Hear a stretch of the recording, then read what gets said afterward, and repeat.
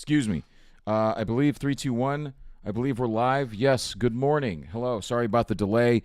The audio should be coming through just fine, but my name is Andrew, and this is Ugly Review for April 14th, 2024, 6:16 a.m. Central Standard Time. It just became 6:17 a.m. Central Standard Time.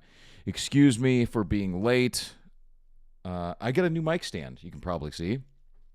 And if you didn't notice, it's a Rode. It is a Rode mic stand. I might have to cover that up. I'm not endorsed by anyone, so don't get any ideas. So I may have to cover that up. But how are you? Good morning. We'll get started here in a minute, but I want to make sure that my mic is on. The volume is going just fine. Just because I've had some in and out issues.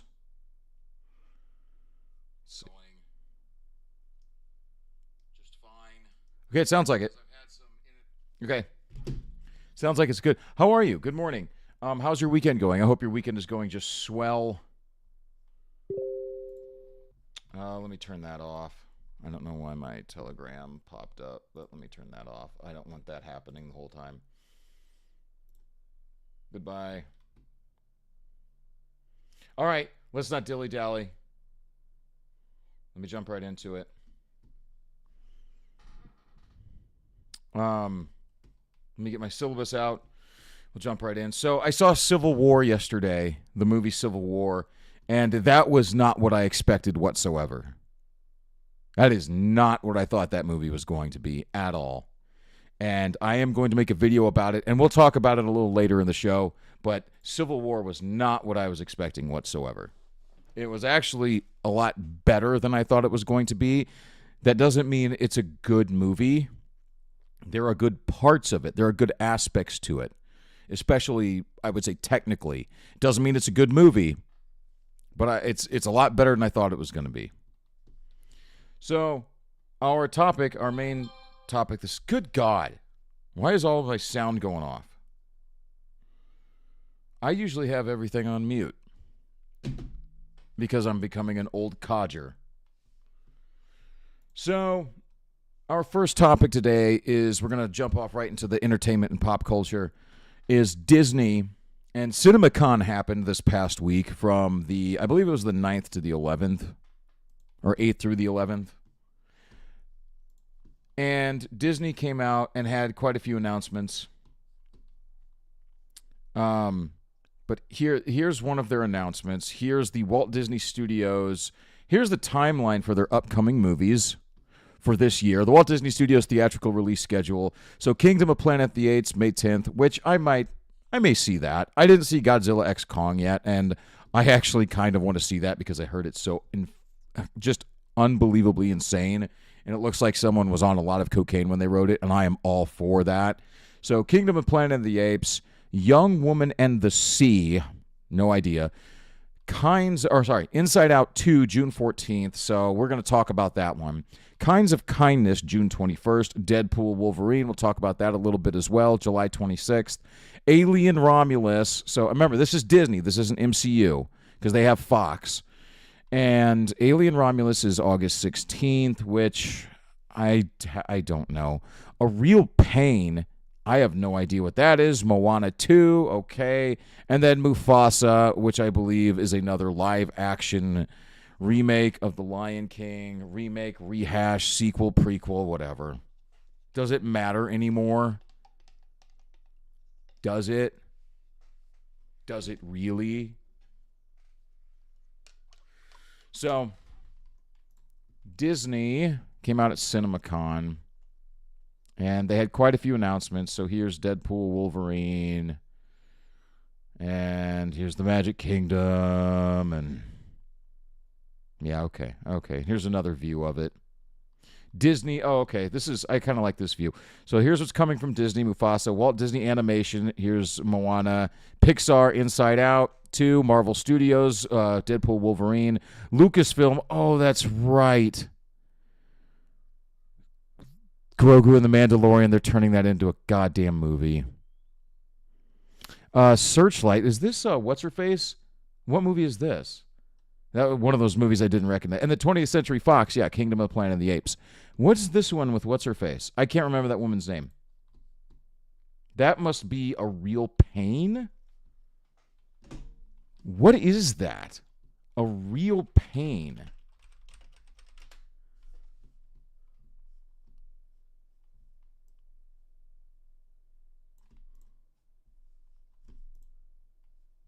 A Real Pain trailer, Jesse Eisenberg. Mismatched cousins David and Benji reunite for a tour through Poland to honor their beloved grandmother. The adventure takes a turn when the odd couple's old tensions resurface against the backdrop of their family history. I don't care about that. I don't give a shit about that. I don't care. Speaking of Jesse Eisenberg, we're going to talk about one of his new movies coming up later in the show as well. A movie I can't believe. Well, I guess I can believe in this timeline. I can believe it exists, but we'll get there. So here's Disney's CinemaCon lineup, and part of that, of course, MCU. Now it didn't say it in that lineup, right? There's no. Here is Captain America. Here's Anthony Mackie coming on stage with Kevin Feige. So let's just go ahead and watch this real quick, because this is an announcement for Captain America Brave New World, or New World Order, or whatever the fuck they're calling it. But that's not here on this theatrical release schedule. So we won't be seeing that because, as we've talked about before, it's undergoing quite a bit of reshoots. Like practically the entire movie is being reshot. But here's Anthony Mackie coming on stage. Let's take a listen. Let's take a listen. Let's back up. Let's take a listen. Very excited to be here, so I can get to my spot quickly. I like saluting you, sir. You must salute the captain. Really appreciate it. You look wonderful. Getting the shield, tell me. It was amazing, man. It was everything I thought it would be. There's, nothing that could account for, starting in these movies 10 years ago and now having the opportunity to make my own Marvel movie. But that's neither here nor there. I'm tired of talking about it. We talk about it once a week. I want y'all to see it. Because when you see it, you just gotta see it. Show them, Kev. Show them, Kev. Let everybody. It's Captain America, Brave New World. Thank you, Anthony. Thank you. Very excited to be here. That was weird. That was kind of weird, wasn't it? Like, he's the star of the movie. You only bring him out there for like 30 seconds to be like, okay, all right, thank you. Okay, yeah, okay, bye. That was kind of weird, wasn't it? While I'm thinking about it, I guess Kevin Feige said the F word. Let me look that up. Kevin Feige cursed. Kevin Feige seen Gorda cursed tweet. Kevin Feige said fuck. I'm not gonna dig all day for this. Whatever. But it's got to be here somewhere. Oh, well. It's not that big of a fucking deal, is it? There, I just cursed for him. So, speaking of MCU, and of course, we've talked about it, Captain America Brave New World, practically the entire movie is being reshot. And there was some word that, and I think this was a rumor that I got from Doomcock, Overlord DVD, that Anthony Mackie had quite a bit of power in terms of what could and could not, would and wouldn't go in this movie. And basically, every single time they would rework the script, he would just say, "What the fuck is this? Like, we don't have a script. You guys don't know what you're doing. We have to change this." So basically, they finally just gave in, I think, and they said, "Okay, we got to redo the entire movie." Like, there have been reports that he has snapped several times on set because he's probably the only adult in the room. He's probably the only real professional there. I like Anthony Mackie. I like Anthony Mackie. I think it's stupid. I think it's really stupid that they took away Falcon. Just let him be Falcon. I really liked him as Falcon. He was an original black character from Marvel. And instead of just carrying on with an original black character, what did the bigots have to do with their reverse racism? They had to give a black person table scraps from a white person. Why? Because they're bigots. But let's get into it. Marvel star Anthony Mackie says Captain America Brave New World will serve as a clear reset for the MCU. It is a new storyline with new characters, with new beliefs. Oh boy, that's for a modern audience, as the drinker would say. That's why do you think people want this? I'm just curious as to why they think people want this. Now, it's a bit of a rhetorical question because we know that all of the Tumblr freaks who now work at Disney, they think that Tumblr is the real world. They think that Twitter is the real world, and they think that all the people there who are screaming about this woke shit, they think those are the people that want it. They think that represents the world at large because they're in a bubble. They don't understand what real people want because they're not real people. They don't live lives like you or I. They're nothing like you or me. Nothing at all. So all of the beliefs, all of the traditions, all of the values that we love from our superheroes, our traditional superheroes, including superheroes like the original Black Falcon from Marvel, all of the things that we love them for, they don't understand and they don't care to understand. They don't want to understand. They think that everything we do is the wrong side of history and they want to erase it. And this is one way they're doing it. Excuse me. Sorry. This is by Spencer Bakuli. This is Bounding into Comics, April 12th, 2024. In an ostensible effort to salvage the long past its prime franchise's reputation amidst its continuing quality decline, according to Captain America Brave New World star Anthony Mackie, the upcoming sequel is aiming to provide a clear reset for the Marvel Cinematic Universe's currently messy creative direction. The Sam Wilson actor offered this insight towards his first full outing as the winged version of the Star-Spangled Avenger while speaking with Entertainment Weekly's Nick Romano following Marvel's first public screening of footage from the film at 2024 CinemaCon. So I think they said that there was about 30 minutes, 25, 30 minutes of the film that people were shown, which is interesting. They didn't have, it's not coming out this year, so who knows? Who knows what they're showing? Beginning with his thoughts toward how Brave New World will be less fantastical in its premise than some of Marvel's more recent films, rather than multiversal variants or universe-ending threats, Sam will instead find himself tasked with reassembling the Avengers whilst also putting down a plot from within the White House to kill newly elected U.S. President Thaddeus Thunderbolt Ross, as played by Harrison Ford. Mackie opined it made more sense for it to be more of a grounded espionage action movie as opposed to aliens and airplanes coming through portals and shit. Well, I hope that he's telling the truth. I hope it is actually more grounded. A lot of times what these celebrities do, and a lot of, maybe not Anthony Mackie, but especially some of the younger ones, the younger influencers who have now been hired by Disney, I should say, they use the term grounded. They don't really know what it means. They just think it means good. Like, oh, people like grounded. That'll sound good. That just means it's good. No, grounded means that we can relate to it. It means it's real, right? Like it's in your neighborhood, kind of. That's what grounded means. Again, these people don't understand that because they didn't grow up like real people. So we'll see. If it actually is kind of like a, I don't know, if it's more of, got more political thriller in it, kind of like Winter Soldier, I will enjoy that very much, but I don't think that they have the talent to do that. I think the people out there exist with that talent, but they're not working at Disney anymore. Maybe I'll get a new chair, too. My birthday's coming up. I'll treat myself. Even though I've been in so many of them and have seen it all now, the opportunity for Sam to really establish himself as a true action star and Avenger comes with this movie. It's like you're leaning into it, Anthony. You're leaning into not embracing original black characters. I think people loved you as Black Falcon. It's not even Black Falcon, it's just Falcon. Falcon's black. I think people really loved you as that. I did. I don't know why you would just say, dude, come on, man. I'm sure Disney lied to him, right? They're like, oh, no. It's just going to be, it's just still going to be Sam. Yeah, he's just going to be dressed like Captain America now, and they're just going to call him Captain America. That's the only thing that's going to be different, Anthony. We super duper promises. We hear that a lot from a lot of celebrities now, a lot of actors now.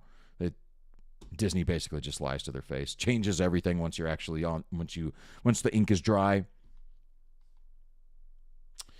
Further, Mackie would assert that not only would Brave New World represent a scaling back of the Captain America series scope, but also mark the start of a new creative direction for the overall MCU. The movie is a clear reset, explained Mackie. It really establishes the idea of what this universe is and what this universe is going to be. I think with these movies, you're getting a clear new branding of what Marvel is, headed towards the same way they did with Captain America: The Winter Soldier. They have no idea what they're doing because they already, after Endgame, they had no clear plan of what they wanted to do other than we need to make it more diverse. That was the only thing they had. They said, we just need to make it more diverse. They had no idea what they wanted to do after Endgame. And from a lot of information that we've heard, they had no real idea what they were doing all the way up until Endgame, right? It was all just kind of slapped together. Now, I personally have kind of a difficult time believing that, because something like Infinity War is so impressively put together. To think that you have, I don't know, all of these different teams, all of these different characters, all of these different storylines and journeys and personalities that need to hold true from different writers, different directors and producers and people who have different ideas of what these people can all do, to put them all together and make it a coherent story and entertaining and pretty easy to follow and be the movie that it was. I find it hard to believe that all just kind of randomly happened. I think there was kind of a greater plan for that. Maybe I'm wrong. It's impressive either way. And one of my more favorite movies. So, what I was getting at, after Endgame, they had no plan other than diversity. They didn't know what direction they wanted to take the stories. They had no idea what kind of overall themes they wanted for the MCU. They don't know what their branding is. They have no idea. And now all of a sudden they're saying, well, we're going to change it again. From what? From what? Like, you don't know what you're trying to do now. How do you know what direction you want to take if you don't know what direction you're going right now? Right? It's like, well, we need to go north. Well, which way is north? We don't know which way we're going right now. I don't know which way is south. I don't know which way is east or west. They have no idea what they're doing. There's no way this movie's going to be good. No way.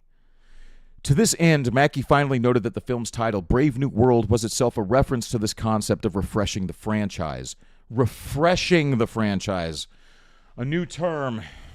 Oh, great. Just fucking great. The title implies that there's a new, bigger enemy now.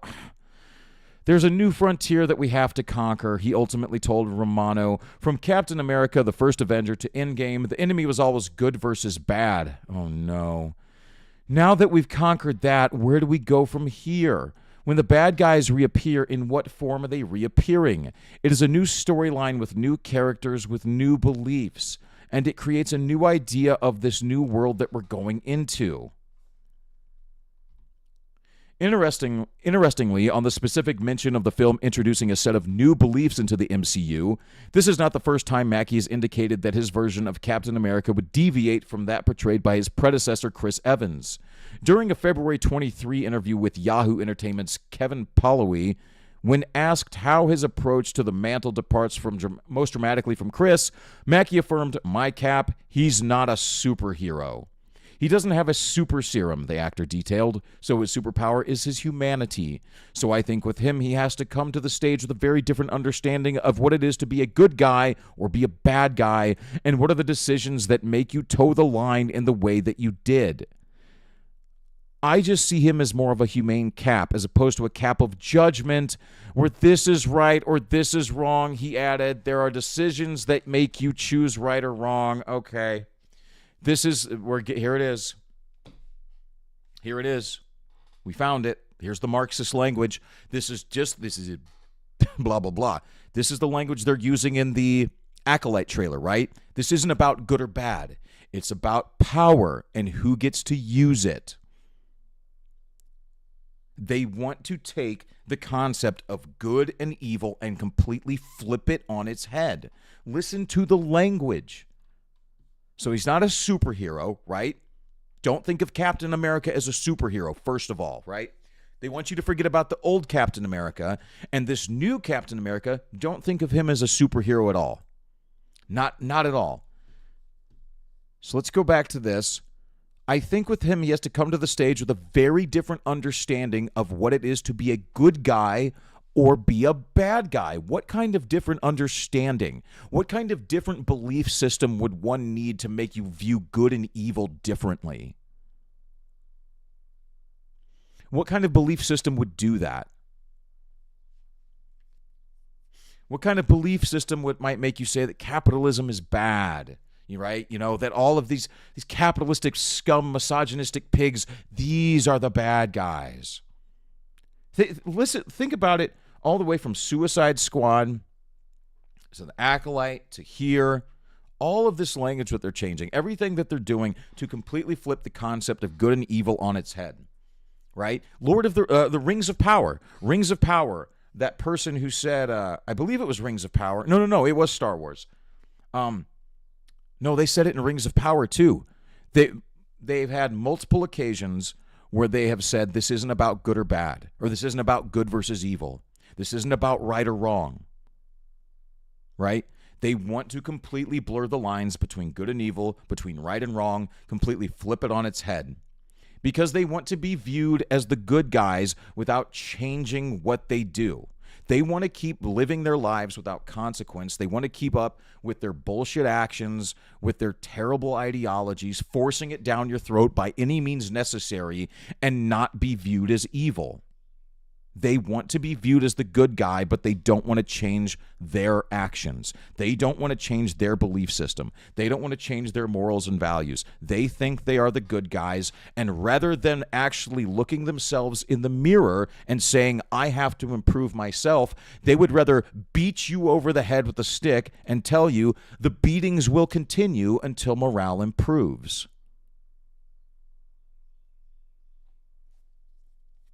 That's what they're doing. It's exactly what they're doing. They're trying to change the very definition, the very nature of good and evil.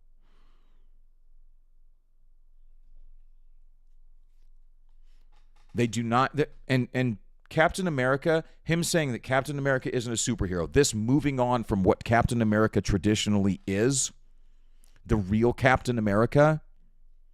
They don't want you to have heroes to look up to. Think the very method of this, everything that they're doing with Captain America especially, they don't want you to view, first of all, they hate America, right? So of course they're going to come after Captain America, and they don't want you to view Captain America as a good guy. They don't want you to view him as a superhero because they don't want you to look up to him. They want you to look up to them. The Leslie Headlands want to be worshipped. They think they are the superheroes. They do. This is how they view themselves. Let me look something up real quick. Let me get this quote real quick.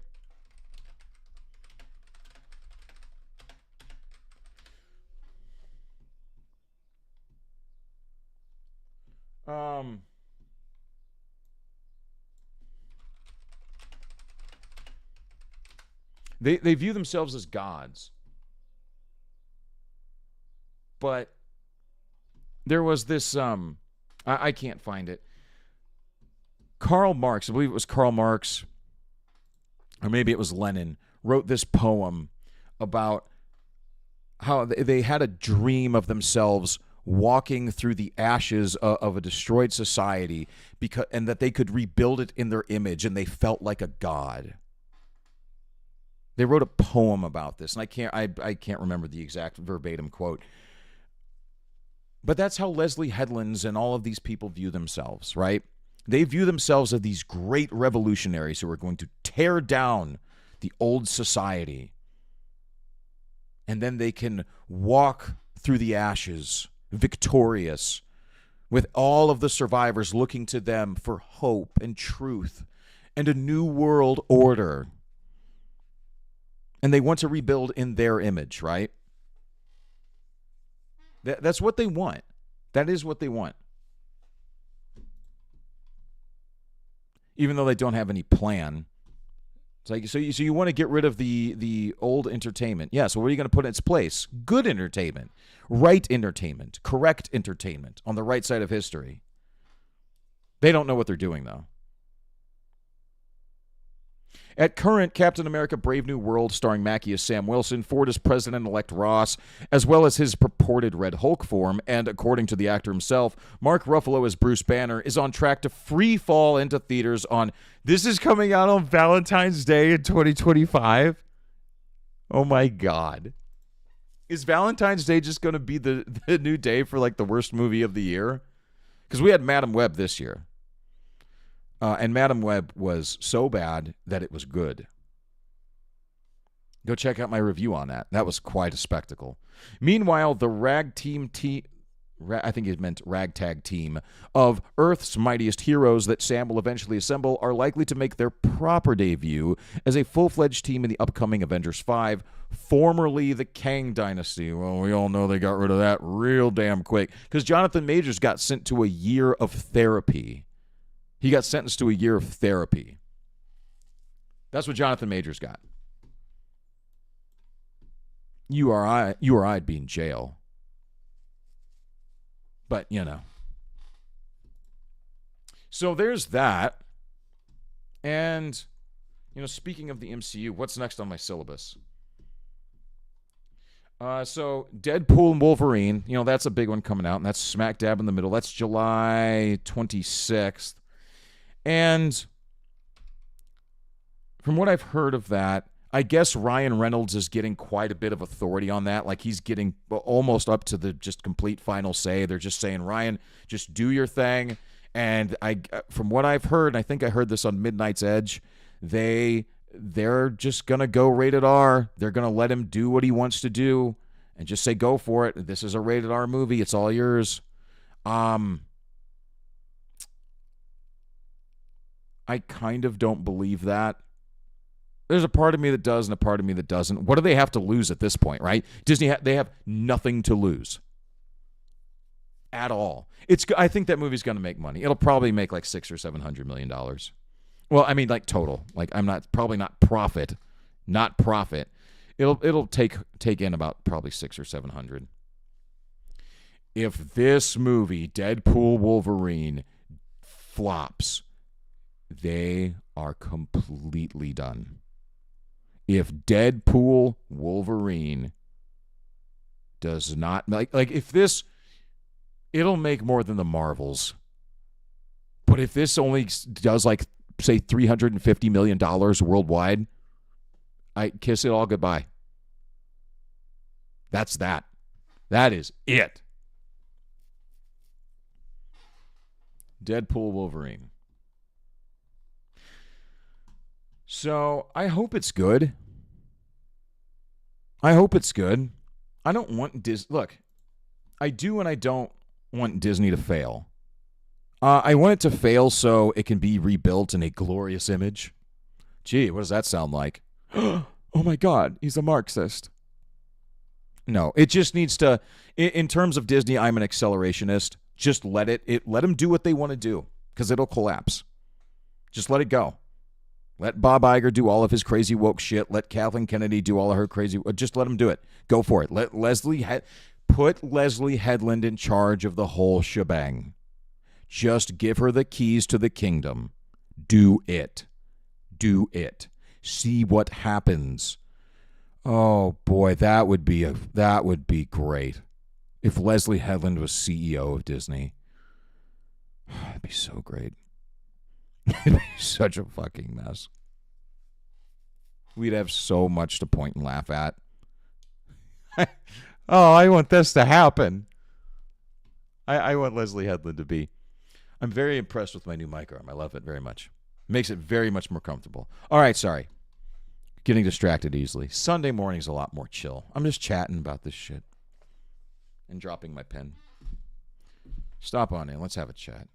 So there it is. Now, Deadpool Wolverine. I hope it's good.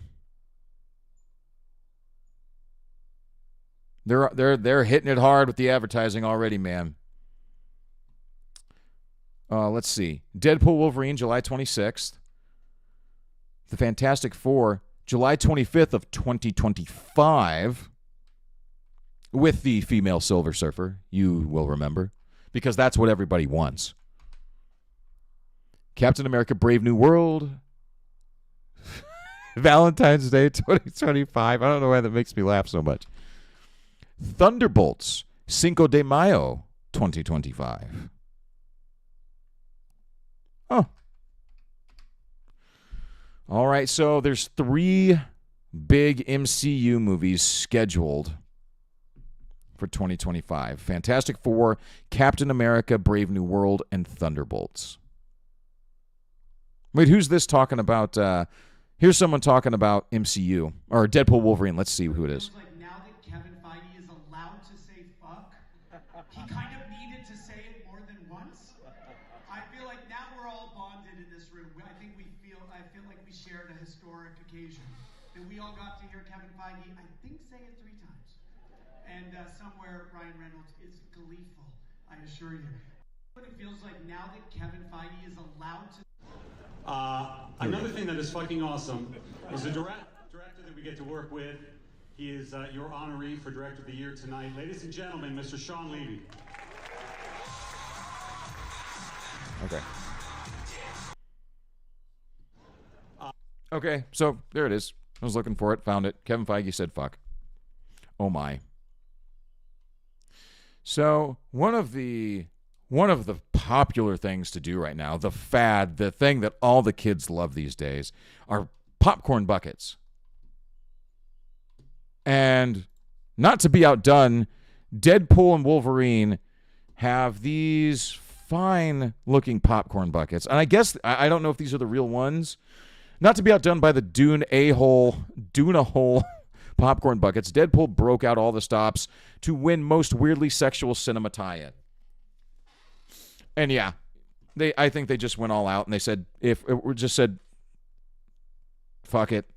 The fuck it bucket. Just call it a fuck it bucket. There you go. It's a fuck it bucket.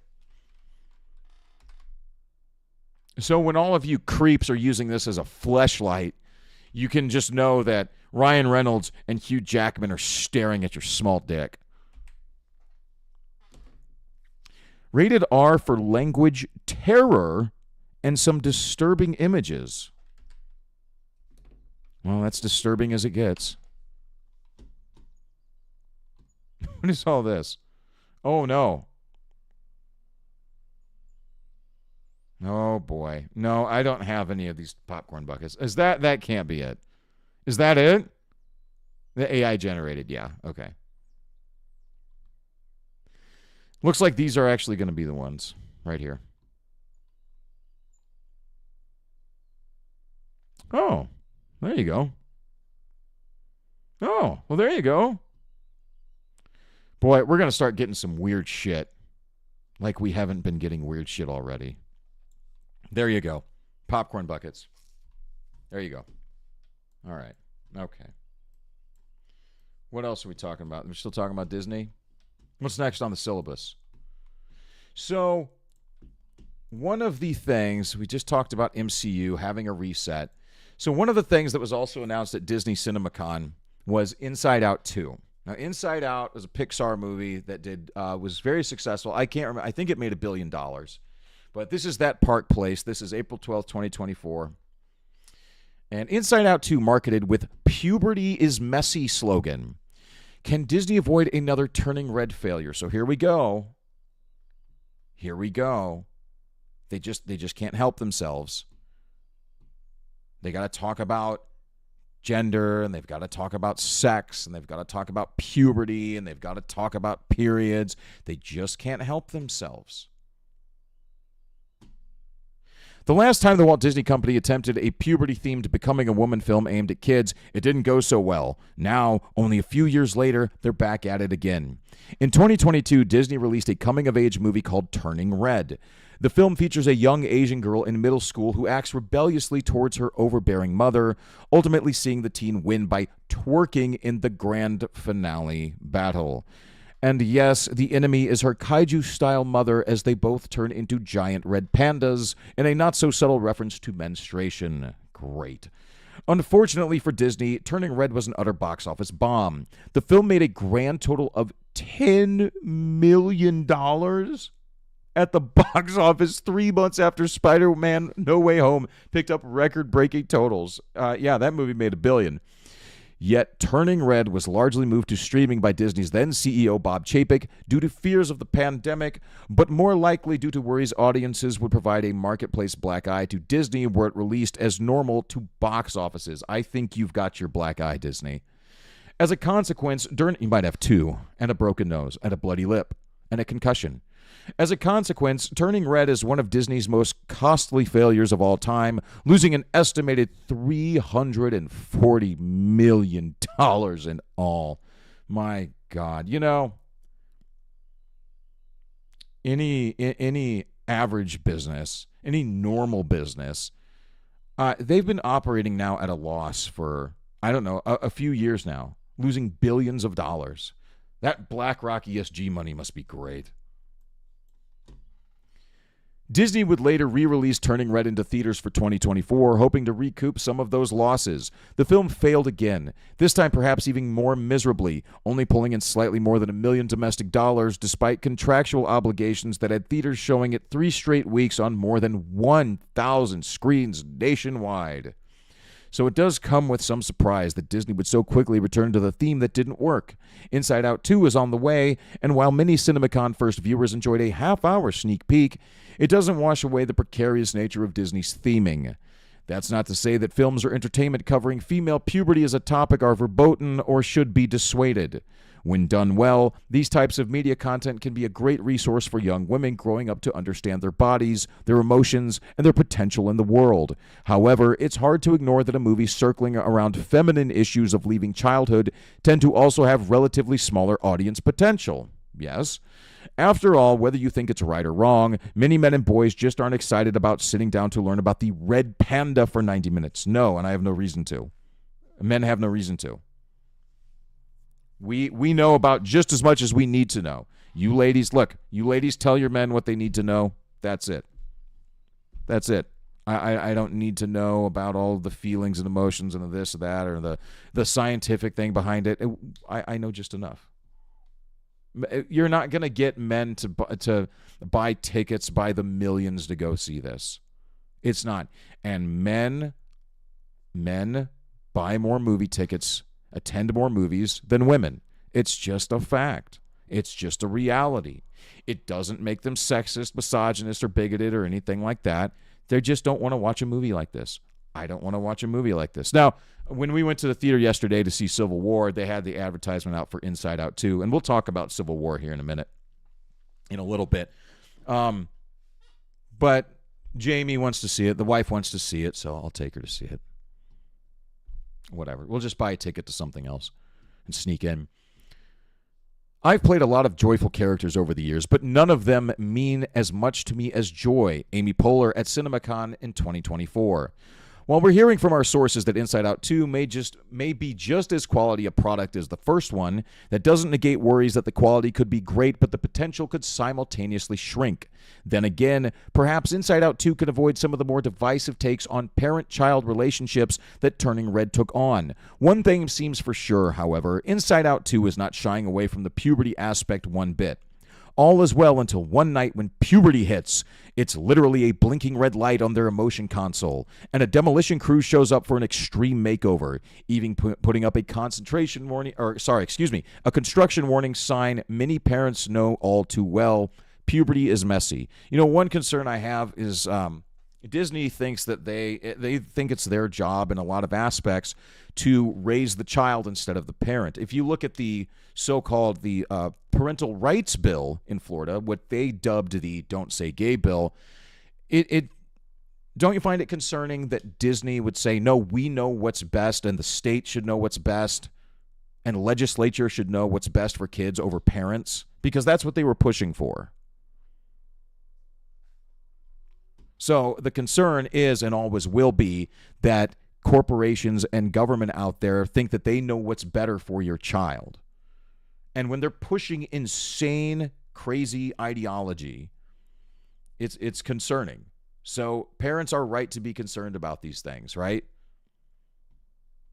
Again, it could be, like he said in this article, right, that there's a way to do this where maybe it helps young girls.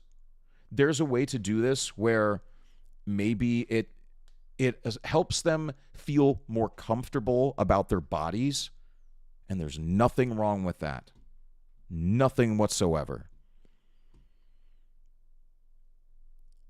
But when you add on some messaging, and especially when a child, like if a parent takes their child to go see this and the child's going through puberty, right? Your hormones are going crazy. You're not thinking straight. And all of a sudden, a kid goes and hears some kind of fucked up, weird message from Disney. Who Disney's like, you don't have to listen to your parents. We know this is a strange time. We know you're going through some hormonal changes and puberty, crazy shit. You can do whatever you want. You don't have to listen to your parents. So there's a right way to do this and a very wrong way to do this, and Disney has been doing it the wrong way. We're no prudes here on that Park Place, and were this the Disney of the 90s or aughts, we'd likely have far more confidence in what Pixar could do with a story such as this, right? But we've been down the light year path before. We ventured with Disney animation into a very strange world, and in that context, there should be worry that the original Inside Out's lofty billion-dollar box office haul is a bar too high for modern Disney. That said, I would personally love to be surprised. Me too.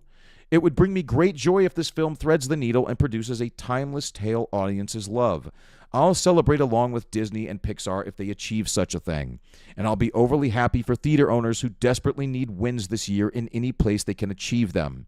All of that said, for Bob Iger, this is a crucial barometer. If Inside Out 2 fails with audiences in the way Wish did, investors had better get ready for a very real divorce from Main Street. If it can come even close to the billion-dollar original, Mickey Mouse may be on his way to reconnecting with the majority of consumers. That's why this Pixar film is sure to bring joy or sadness to more than just moviegoers. Take note, Burbank.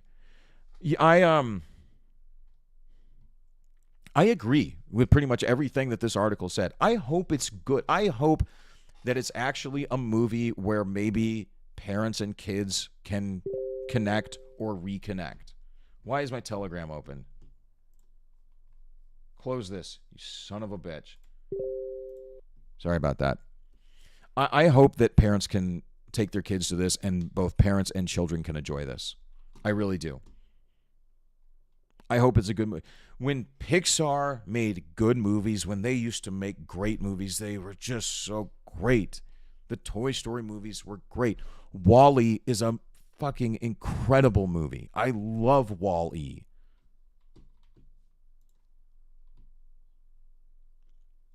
Off the top of my head, no, this will probably lose money. It just has too much going against it. Not enough people who still trust Disney. Not enough men, boys, teenage who are going to go see this, right? And yeah, people just don't trust Disney. They haven't been. It's not only that parents don't trust Disney to try and send their kid a message. It's that people just don't trust Disney to make a good product because they haven't been making a good product. But speaking of what they were saying about Main Street and investors watching and them decoupling from Main Street, here's Disney stock. It's currently at 114.01, and if you look. Here is April 9th. And April 9th was when CinemaCon started. So, as of the beginning of CinemaCon, April 9th, or April 8th or 9th, was it? Disney was hovering around 117. Oh, 118. Went up a little bit. And then CinemaCon started. And they went down to 116. Oh, they kind of went up to 117 a little bit. They're fighting back, fighting a little bit. And here's later in with CinemaCon, and goes down a little bit. Trying to fight back a little bit. And then the final announcement at CinemaCon, oh, shit. Goes down to 114, 113. 114, 114. Okay. So, here's the month.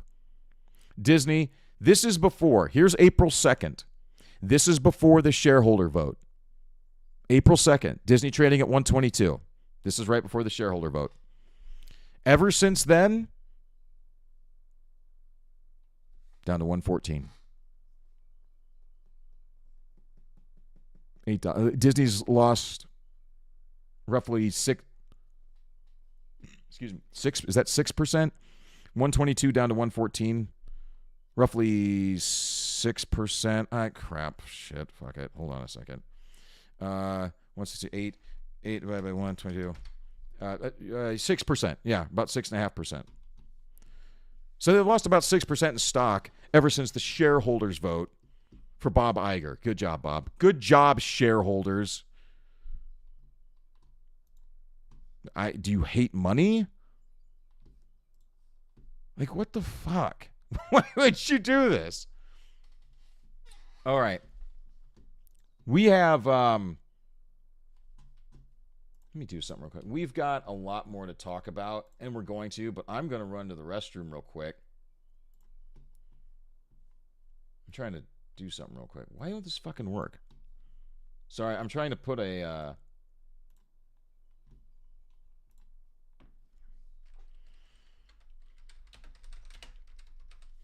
let me do something real quick. I'm just trying to put up a little note. It says I'll be right back. I don't have the StreamYards or the Streamlabs figured out or anything like that, so excuse me. Let's do this.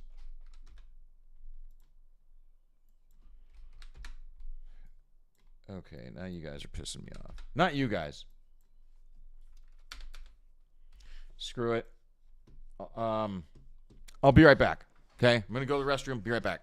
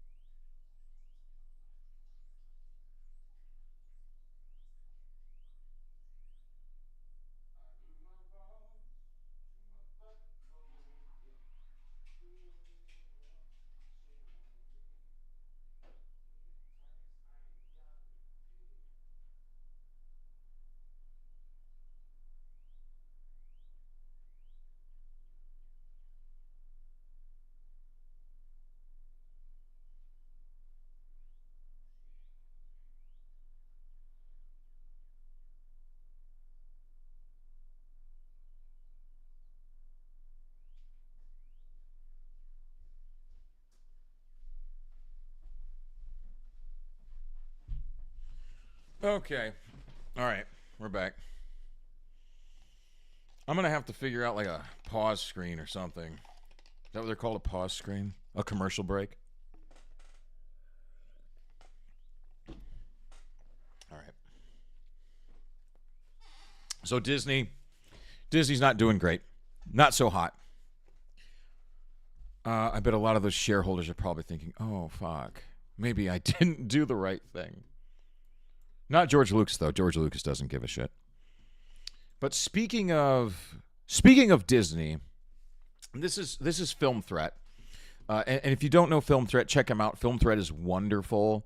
This is Chris Gore and Alan Ng. and they do really, really great work. They've been doing a lot of work on Disney. They have something called the D Files, where they've uncovered like just they are the ones who, I believe, they are the ones who were contacted and exposed the DEI, like the diversity checklist, the guidelines for hiring and casting at Disney.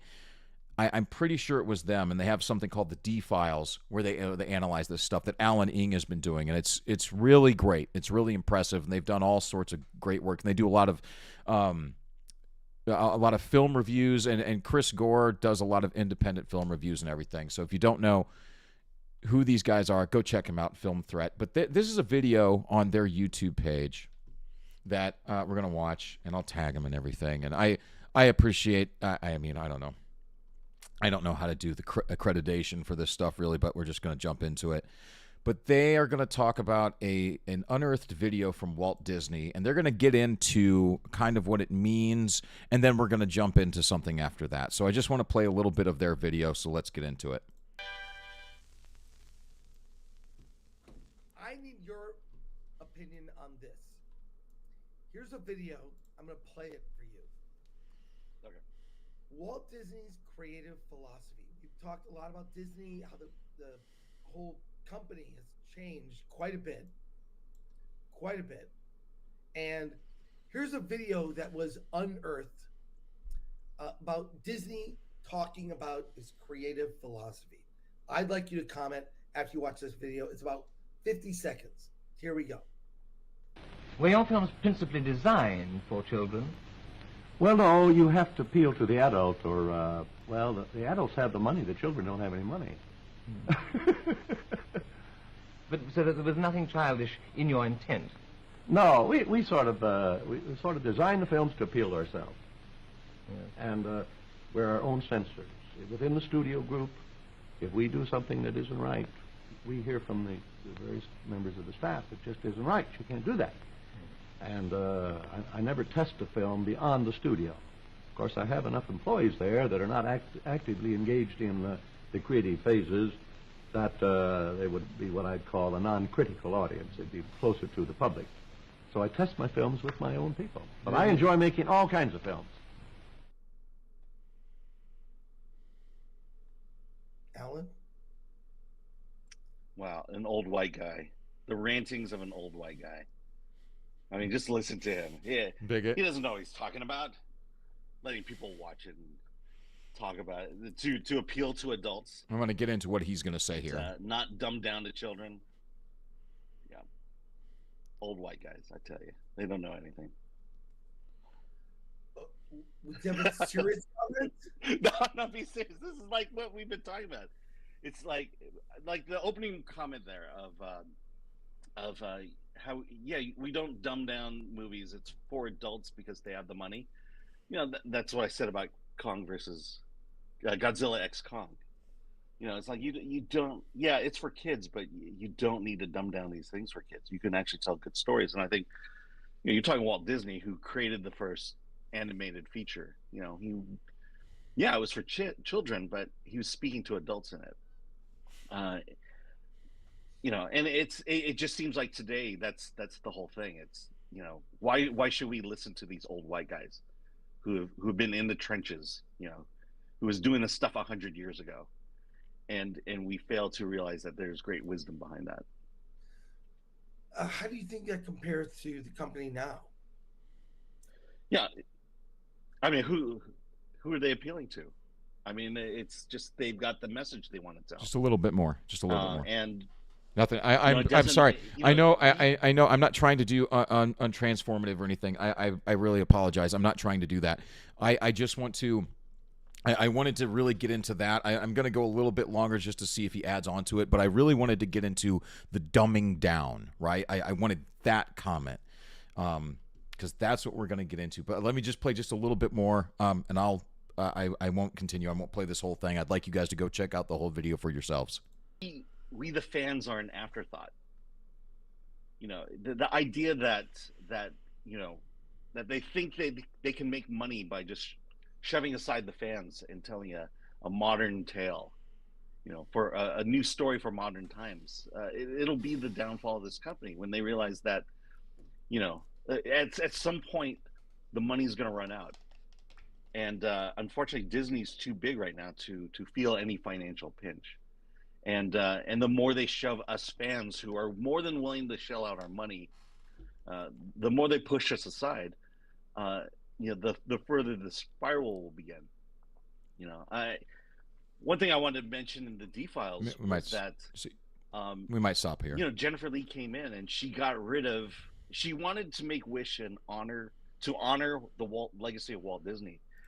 Okay, I might stop it there. I'd really like you to go check out this video. So go to Film Threat, go to their YouTube, go check them out. They've got a wonderful website. Their website's great. But I really wanted to play that for his comments there and the Disney video. Let's watch that again. It's only 50 seconds long. Let's watch this little Disney video real quick. Well, no, you have. Were your films principally designed for children? Well, no, you have to appeal to the adult, or the adults have the money. The children don't have any money. But so that there was nothing childish in your intent. No, we sort of design the films to appeal to ourselves, and we're our own censors within the studio group. If we do something that isn't right, we hear from the various members of the staff it just isn't right. You can't do that. And I never test a film beyond the studio. Of course, I have enough employees there that are not actively engaged in the creative phases that they would be what I'd call a non-critical audience. They'd be closer to the public. So I test my films with my own people. But I enjoy making all kinds of films. Okay. So there's that. So, and then what Alan went into after that, we watched. But again, go watch that whole video at Film Threat. But what Alan said about it being dumbed down, right? And what Walt Disney was saying there, he said, we don't dumb things down because parents are the one who are buying the tickets. They're the ones who are going to go watch the movies as well. Yes, we want to make them appealing to children, but we want to make them entertaining and understandable and appealing to adults as well. They're the ones buying the tickets. They're the ones who are taking their kids. So what did he do? He would take all of the adults who worked at Walt Disney, adults, right? Not adolescents in adult bodies, all of the adults at Walt Disney, if something was wrong or if something didn't make sense or if it didn't appeal, they would tell him. They say, no, there's something wrong here. This is being either dumbed down or changed, or the story doesn't make sense, or you're not staying true to your morals or ideals or whatever it may be. Whatever it may be, right?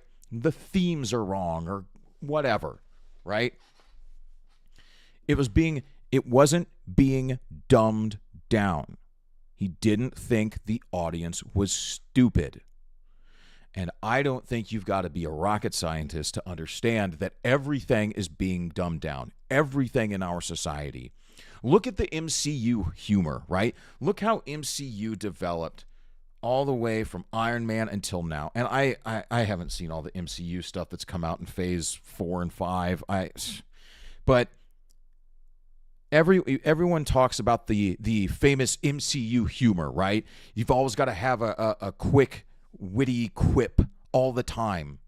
You've always got to make the joke. There can't be no emotion, no feeling. There's no time for anything to breathe because they don't want you to be sad. They don't want you to be upset. They don't want your emotions getting riled up, right? They want you to be happy all the time. Dopamine hit, dopamine hit, dopamine hit. They don't trust that you actually enjoy mature content. And mature content does not mean sex, right? They think it means sex because they're children.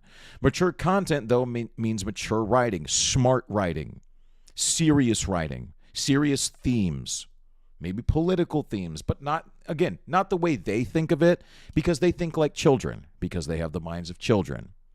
So they dumb it down, right? They don't want to be offended. They don't want their feelings upset, and they think that everyone else in the world feels like this because they don't understand the world. They don't understand reality. They live in a different reality. They think that everyone needs a safe space just like they do.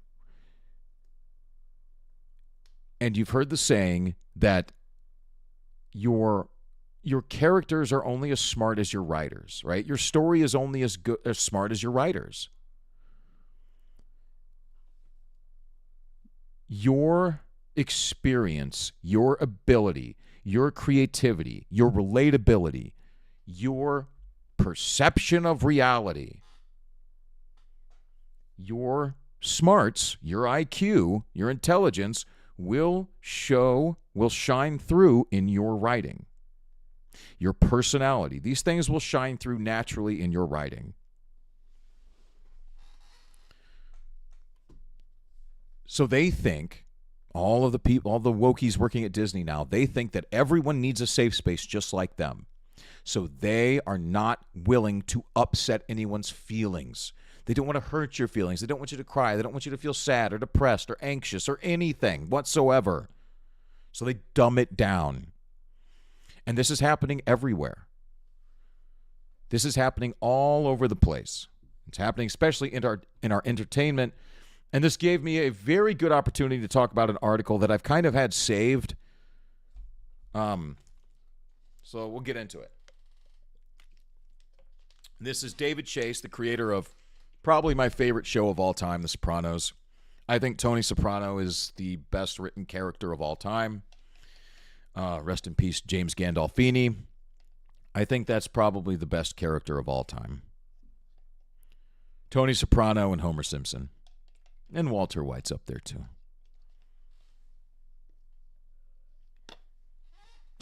Who else? Predator. Anyway, give me a good opportunity to talk about this article. This is Business Insider. Now, this article was written back on January 14th of this year, 2024, by Lloyd Lee. Sopranos creator David Chase says the golden age of TV is over as writers like him are told to dumb it down.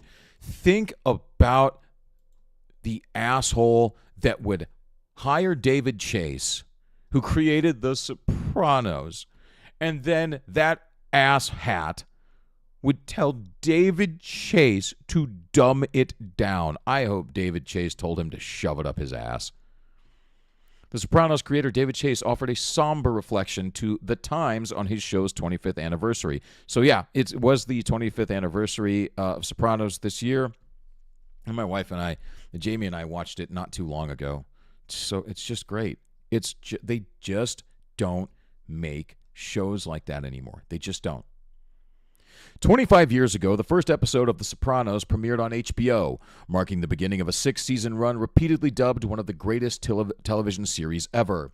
Now, the show's creator, David Chase, warns that the golden age of TV that has been, I don't know why I said it like that, that has seen series such as The Wire and Breaking Bad may be over as smart shows face an existential threat.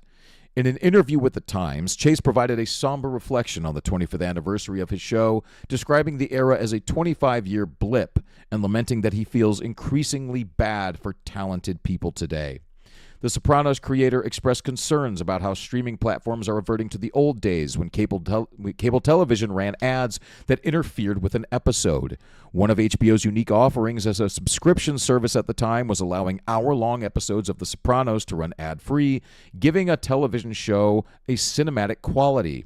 "We're going back to where I was," Chase told The Times. "They're going to have commercials." He added that he has also been told as a writer to dumb it down. My God, dude. Jesus.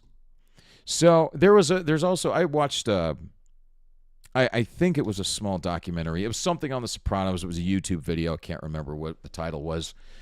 But it was David Chase. He kind of wrote The Sopranos. If you watch how the seasons progress and how like the attitude and the themes and even like the color schemes of each of the seasons progresses, it's kind of this story of the American dream and how we hit the crest and the kind of the American dream as traditionally thought is over, and you're kind of watching all of that happen through the eyes of a mobster, right? You're watching him hit this high of life that is provided by the American dream, and then you're watching it all come crashing down. And it's a very interesting way of looking at the show. And it applies. It works. It works, but it's a very interesting way of watching the show, and I think it's just one reason why it made The Sopranos relatable. Right? It was smart writing. And even subliminally, like people didn't I'm willing to bet the vast majority of the people at the forefront of their mind weren't thinking, God, this is just brilliant writing. Oh, the way that he does this, the way he does that, the syntax, everything. Oh my goodness, it's wonderful. No, it was just relatable. It hit people on a different level. That's the smart of the writing. That he understood what he was doing with the themes that related to average people. When you were watching The Sopranos, when you're watching The Sopranos family, you felt like you were just watching a real family. Right? Through the eyes of Tony or the eyes of Carmela or Meadow or AJ. Meadow is so annoying. She's one of the most annoying characters in the history of television. My God. But it worked. And that, you know what? I bet that's what they think too. I bet that's what a modern writer thinks. Smart writing means, oh, you've got to write like, oh, it's got to be all flowery language and it's got to be poetic and whatnot. It's like, no, you just have to understand how to reach people. And you don't know how to do that because you're not a people. You're a communist. As he was working on a script with screenwriter Hannah Fidel about a prostitute forced into witness protection, Chase told the Times that he was told the unfortunate truth that the script was too complicated. God. Who is this really for? Chase said in the interview with the Times. I guess the stockholders. The Sopranos began airing in 1999 and has since won numerous accolades, including 21 Primetime Emmy Awards and 5 Golden Globe Awards. But the show wasn't an instant hit with TV executives before finding a home at HBO. Chase and Brad Gray, who was the show's producer at the time, pitched The Sopranos to several networks, including Fox. However, Fox eventually passed on the script, leaving the show in development hell, Chase said in a 2012 interview with Vanity Fair. When I wrote the pilot script for Fox, I had a feeling that this whole thing wasn't going to happen. I knew what network television is like, and this didn't have that feeling, Chase told Vanity Fair. Sure enough, they passed. Chase said in an interview at the Times that after 25 years, none of the people who turned down The Sopranos apologized for overlooking the show. No, people in Hollywood don't apologize for shit. Never, Chase said. That's typical Hollywood. They never take responsibility, but load responsibility onto the talent and bury them in guilt for not getting it. David Chase gets it. He gets it. He's one of the few people where if he's working on a show, I'd say just go. Here's $100 million. Go. Just do what you want. Yep, I'll sign off right now. Go for it. You, Vince Gilligan. My wife and I, well, I'm not doing it anymore, but my wife and I had been watching The Blacklist. She had never seen it. I had previously seen like the first 2 or 3 seasons, and I was like, it's fine. It's stupid, corny, dramatic, over-the-top bullshit. But man, oh man, I stopped watching it. She can watch it on her own now, and I told her that. Boy, dude, it got so fucking bad. I don't know why this rung a bell. Maybe it's just because it's a long-running series. Dude. The Blacklist gets so bad. It's like they're not even trying anymore. They don't even care. Gets real woke, too. Anyway, David Chase gets it. He doesn't think the audience is stupid. He trusts you to understand. He trusts you to get it. I respect that. Because David Chase respects you and me. And he called out Hollywood for being lazy, entitled pieces of shit. Well, I took a liberty with the language. But he did call him out. But there you go, being dumbed down, being called out by David Chase, who made one of the greatest shows, many believe is the greatest show of all time. I don't know if I would call it the greatest show of all time. It's probably in my top 2 or 3. Because if it's in your top 2, aren't you basically just calling it like the best show of all time, 1A and 1B?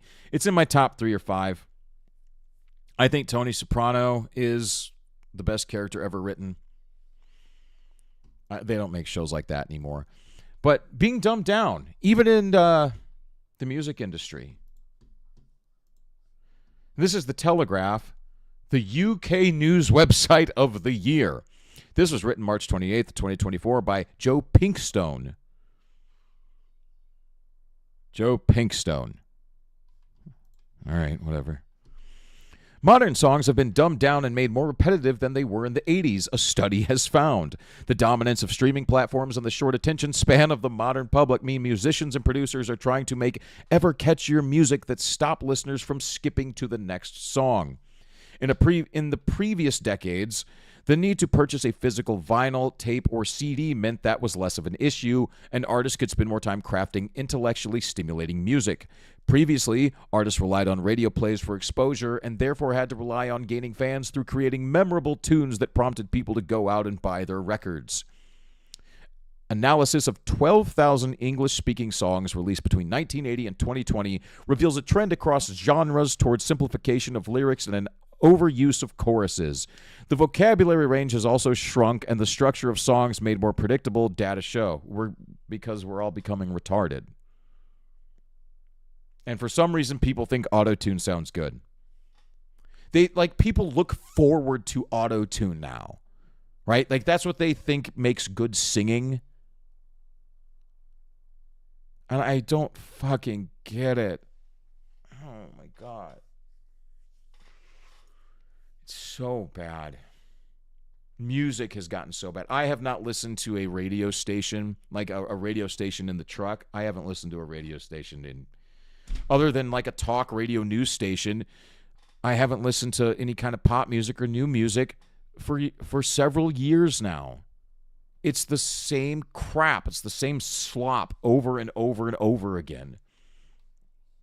The authors of the study say Bruce Springsteen's 1973 song Spirit in the Night is a good example of 20th century elaboration of complex writing that told a story, whereas Miley Cyrus's 2019 song Slide Away is a case study for the more predictable. Scientists from the University of Innsbruck looked at a host of song lyric traits and found that the ratio of choruses to verses increased for all 5 of the main genres of music since 1980. So the hook versus something that might actually tell a story, right? Versus the same thing over and over and over and over again because you're not creative enough to come up with anything original because you're dumbing it down. All of this shit's being dumbed down. Pop, rock, rhythm and blues, rap, and country all saw an increase in this ratio, data shows, with it being strongest in rap music and weakest in R&B. Yeah, but I gotta tell you, rap, hip-hop music is so fucking devoid of any creativity anymore. I mean, like the actual people who could write some poetry and stuff, like the Tupacs and everything, and people who were talented at making unique, original beats, like the Dr. Dre's back in the late 90s, early aughts and everything like that. They don't do stuff like that anymore. They don't make anything like that anymore. It's all the same thing, auto-tune, fast hi-hat, same stupid drums, little bit of bass, very monotone. Yeah. All right. No cap. On God. I'm going through the hood. And it's the same thing over and over again. Talking about guns and money and hoes. I guarantee I could write a fucking rap song in 10 minutes. So could you. You could. It's the same fucking crap over and over and over again. I'm not saying any of the other music's any better. They're saying the same thing. Modern rock music is crap. There is some traditional country that's okay, but like the pop country that they play on the radio, crap. Pop music like Miley Cyrus, crap. It's all the same thing. It's crap. Let's see. Only rap, where'd we go? This implies that the structure of lyrics is shifting towards containing more choruses than in the past, in turn contributing to higher repetitiveness of lyrics, the scientists write in their study, published in the journal Scientific Reports. Other trends the study identified were an increase in anger across all genres. Only rap music had more positive words, and all genres got more emotional and personal. It's because we're all emotional and mental midgets these days. We're all out of control. We all have mental health issues. The changing music landscape plays an important role here. Dr. Eva Zangerle, whatever, an assistant professor in computer science at the University of Innsbruck and the lead author of the study, told The Telegraph. In the last 40 years, we have witnessed a change from buying records in the store to being able to choose from hundreds of millions of songs on streaming platforms on the phone. This has also changed the way music is consumed on the one hand and produced on the other hand, e.g., making sure that the song is convincing enough to not be skipped within the first seconds. She added that there was a trend towards more passive consumption, such as for background music while working or doing chores, where complex and nuanced lyrics are perhaps less appreciated than in the past. You know what I do? Like if I'm editing a video, or if I'm working around the house or in the yard or whatever, if I want like some background, I'll put on a little bit of whatever. But musical scores from movies are really good. Not really a lot of lyrics or anything, but just like Lord of the Rings, Braveheart, Last of the Mohicans, stuff like that. Just some really great music. Put that on in the background, right? And it's been shown that, classical music? Classical music can actually help improve your thinking and your focus and your attention span. It sends little electrons into different parts of your brains more than other music. And some progressive like heavy metal does the same thing. It's really quite interesting. Let's see. Rap staves off decline in creativity. Rap has staved off the decline in creativity more than most other genres, the study authors say, probably as a result of how integral the writing is to the art form. Rap is historically centered around lyrics, for instance, also more complex rhyming patterns also shown by verbal games or other competitions, increasing the lyrical complexity, Dr. Zengerl said. The songs came from the platform Genius, and analysis also revealed how popular songs and genres were over time. Sup, man? Good morning, Florence. How are you? Good to see you. Good morning. Hope your weekend's been well. We're just chatting. I got a new mic arm. It's very comfortable. It looks good. I'm going to probably black this out, though. I'm not getting paid by Rode. Don't think I am. I am not. Let's see.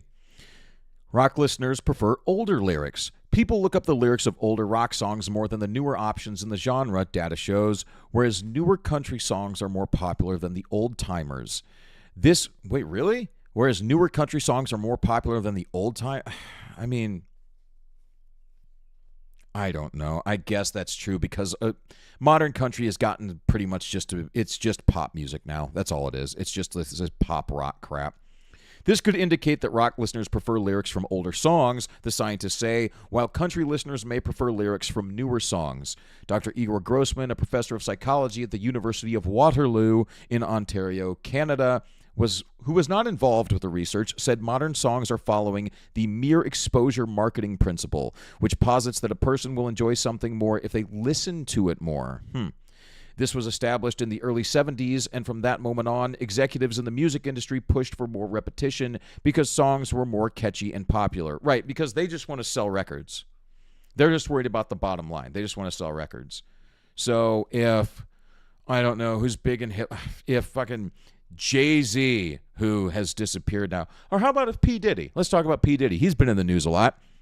If P. Diddy makes a song that sounds a certain way, has a certain pattern, a certain beat, certain lyrics, everything, and it sells, if it makes $1 billion, all of the record studios executives, all of the record executives, they will say, hey, make something that sounds like this. We got to find people who make something that sounds like this. Put it out there. Make money, make money, make money. It's very rare anymore that you get any kind of musician who is allowed to just write whatever they want to write and it sells, because it's all a program, right? It's all a formula, as it were. They're just trying to make money. But the topic we've been talking about is things that have been dumbed down. right? And Disney's dumbed things down. Entertainment's dumbed things down. We just spoke about David Chase said that everything's been dumbed down. He got told to dumb down a show that he was working on. Can you imagine having David Chase on the payroll and telling him to dumb it down? God. So that triggered this, and modern songs have been dumbed down. Everything's been dumbed down. They don't want to offend people. They don't want to get your emotions all flustered. And I said earlier, because they're so stupid and emotionally out of control, they think everyone else is stupid and emotionally out of control. So they write stuff for that. And in the music, right, in the music, it does have to do with attention spans because they said it in this article. They need to catch you in the first few seconds, right? You need to want to listen to the song and not just skip it, because people will listen for 2 seconds and then swipe, skip, whatever. It's rare that people these days will sit and wait and listen to the lyrics. It's like, well, I will like this song for its meaning. It's like, no, I'll just like it because it sounds like every other thing I've heard. Diddy sounds like Jay-Z. Jay-Z sounds like who? Lil Wayne. Lil Wayne sounds like Travis Scott. Travis Scott sounds like, he's a rapper, right? He's in the hip-hops. The kids like Travis Scott. Sounds like this, sounds like that. And because I like the first one, I must like all the other ones. That's the formula. Can we talk about Billie Eilish and how overrated she and her mumbling voice are? She was a bad choice for a Bond movie. Lana Del Rey would have made a lot more sense. Yeah, I don't have anything good to say about Billie Eilish. I don't hate her, but it's just the same crap over and over again. This whole Gen Z thing, and I know it's not all of you guys. I know it's not all the Zoomers. I get it. I understand. But this whole thing of it's this attitude of I don't care, right? I sing monotone. I don't dress myself properly. I get shitty tattoos. I look like I'm on Xanax all the time. I auto-tune my voice. I write lyrics that are hyper repetitive. What is this? I thought my generation was the generation of apathy. You guys are putting this to a whole new this is a whole different level, man, of just not giving a fuck. And people think it's quirky or cute. I don't know. Sign of the times that people just don't give a shit. Right? And someone like Billie Eilish, every time I see her, she looks zonked out of her mind. Just completely out of her mind on some kind of drug. I'm guilty myself of skipping over songs after yeah, I am too, man. I'm not saying I'm not. I do it all the time. When I bring up the playlist, it's like, I don't want to listen to that. It's like, no, I don't want to listen to that. It's a playlist that I've cultivated over years, and I should love all of the music. But yeah, I do it all the time. After the first 10 seconds, been trying to break that habit. Been listening to more songs that I've never thought I would than I've ever thought I would now. Yeah. And you do kind of have to force yourself to do it sometimes, and it's fine. It's fine. We all do it. It's just, like you said, do you catch yourself doing it? Right? Are you able to try and improve yourself and say, no, I need to listen. I need to try something different. I need to try something new. Do I actually like this, or am I just watching? Or am I just listening, right? Just out of habit. Like I just said, I don't know if you were on the stream yet, but I said my wife and I had been watching The Blacklist, and I stopped watching The Blacklist. Now, before we started watching together, I had previously seen the first 2 or 3 seasons some years back before we got together. And as I said earlier, it was just a big, over-dramatized, stupid, over-the-top, silly show that you could kind of shut your brain off and you could be like, yeah, okay, whatever, the acting's fine, there's kind of a cool plot twist here or there. But it's gotten so terrible. It got so bad that we were watching it the other night, and I almost had, I didn't even realize how bad it had gotten it just became background noise. And I was like, I didn't even realize how bad this became. I just shut my brain off and it was just looking at the pretty colors. And I was watching it because she wanted to watch it, and I finally just said, I can't watch this stupid show anymore. I cannot do it. Let's watch something else. So we started watching The Gentleman. And I had gotten through 4 episodes of it, and I like it very much. And I said, I'll restart that if you want to watch that with me. And you can watch Blacklist by yourself. And again, there's nothing wrong if sometimes you just want to shut your brain off and enjoy something stupid. Okay? There's nothing wrong with that. But you do have to break it, right? You have to... You shouldn't enjoy something just because it's like Star Wars, right? You see all these people with their Star Wars reviews. People are reacting, oh my God, he Vadered. He's got a red lightsaber. Oh my God. If you like it, it's fine. But don't get upset. Like if people say, no, it's actually really bad. Like new Star Wars sucks. It does. Star Wars is dead and everybody knows it. If you want to shut your brain off and keep watching it, that's fine. But please don't get upset if people come out and objectively criticize it and say, no, the writing is bad, the acting's bad, the story is stupid, this doesn't make sense. It's the same with music and everything else. It's all been dumbed down. We're all retarded. I'll speak for myself. I won't call you retarded. I'm retarded. It's just gotten so bad.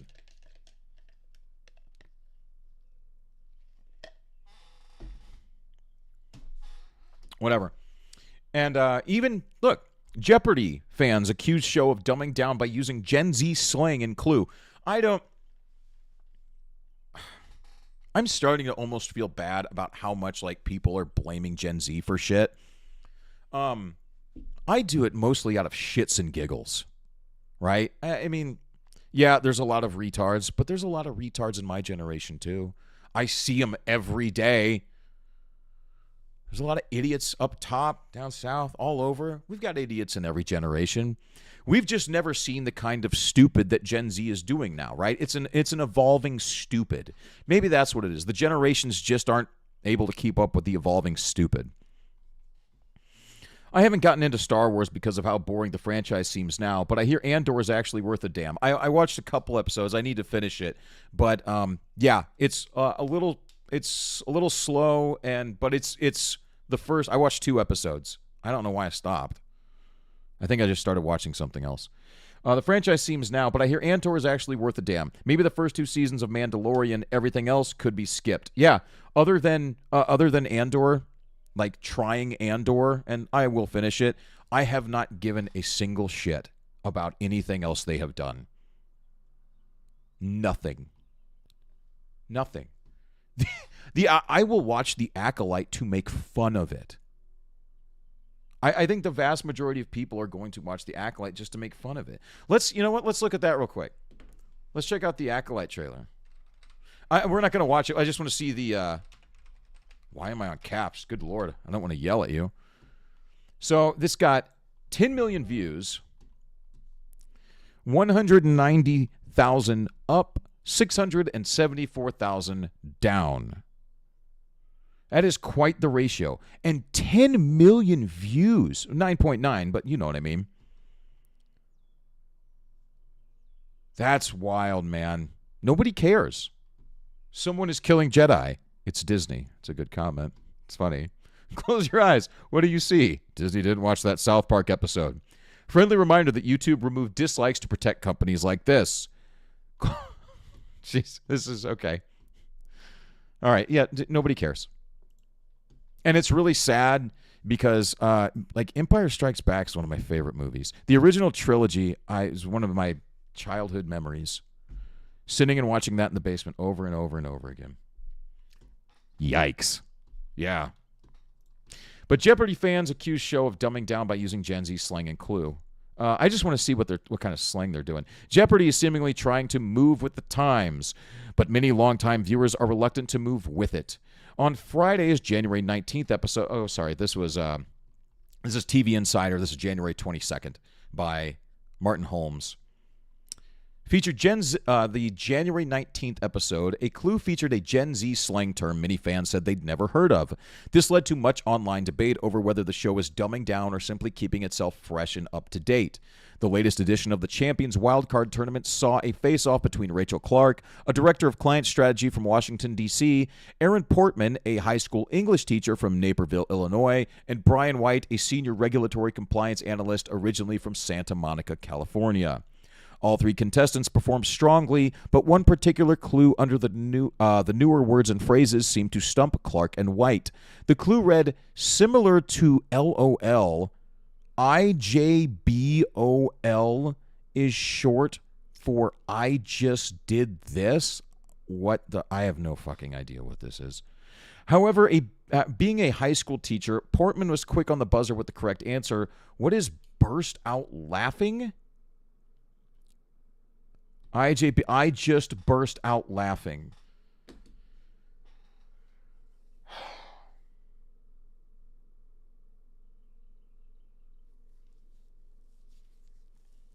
Isn't that what LOL is?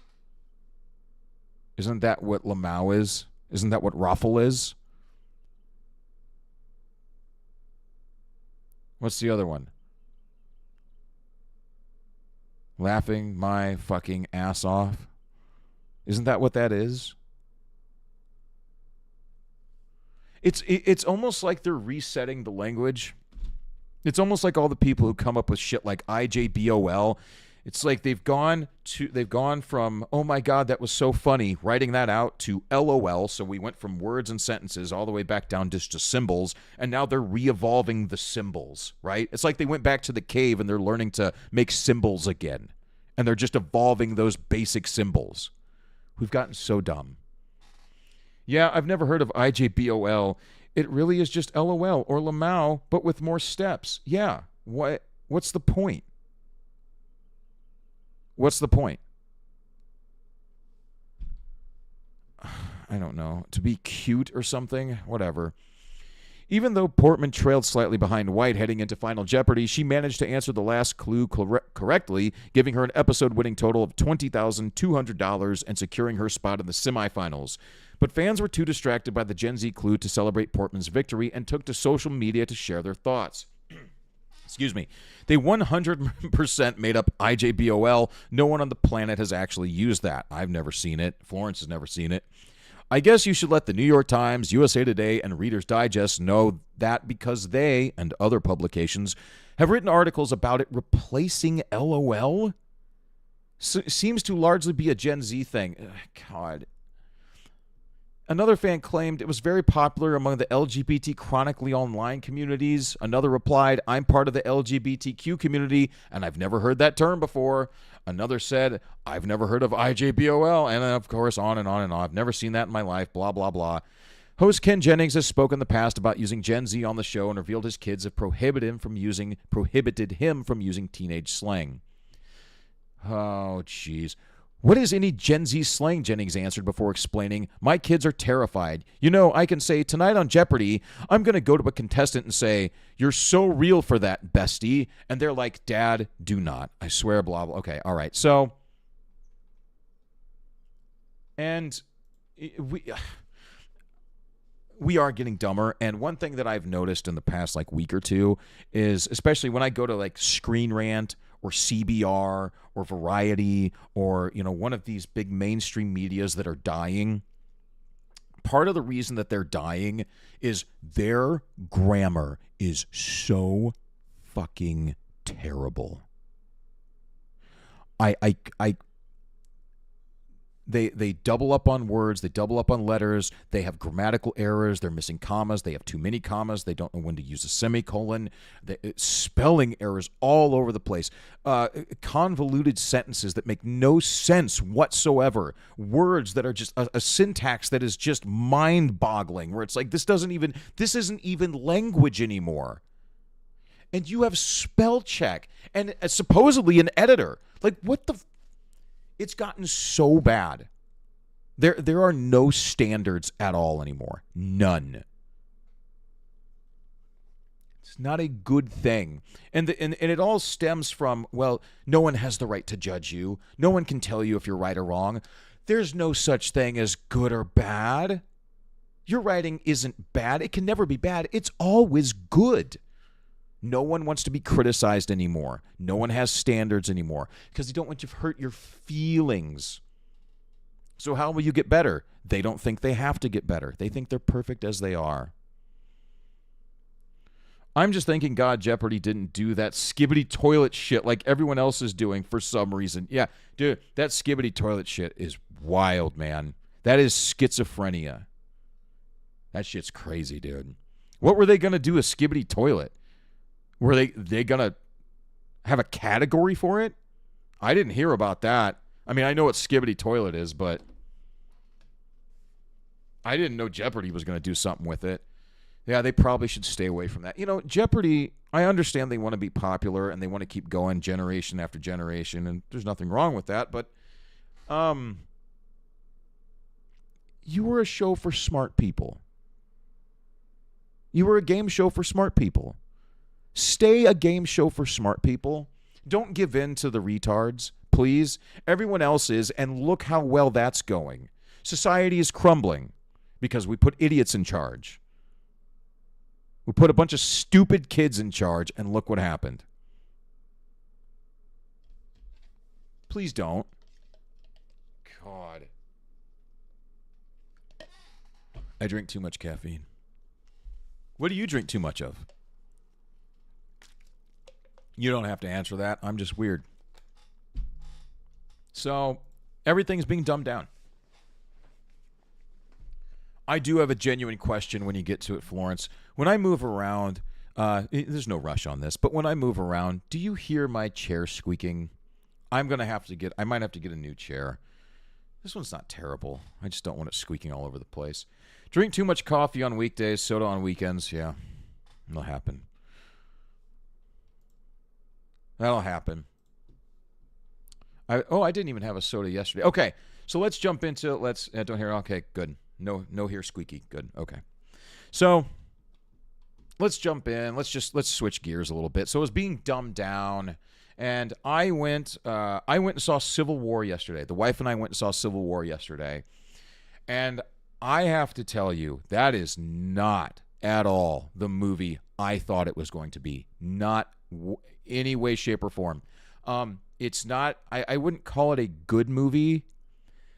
It was a hell of a lot better than I thought it was going to be.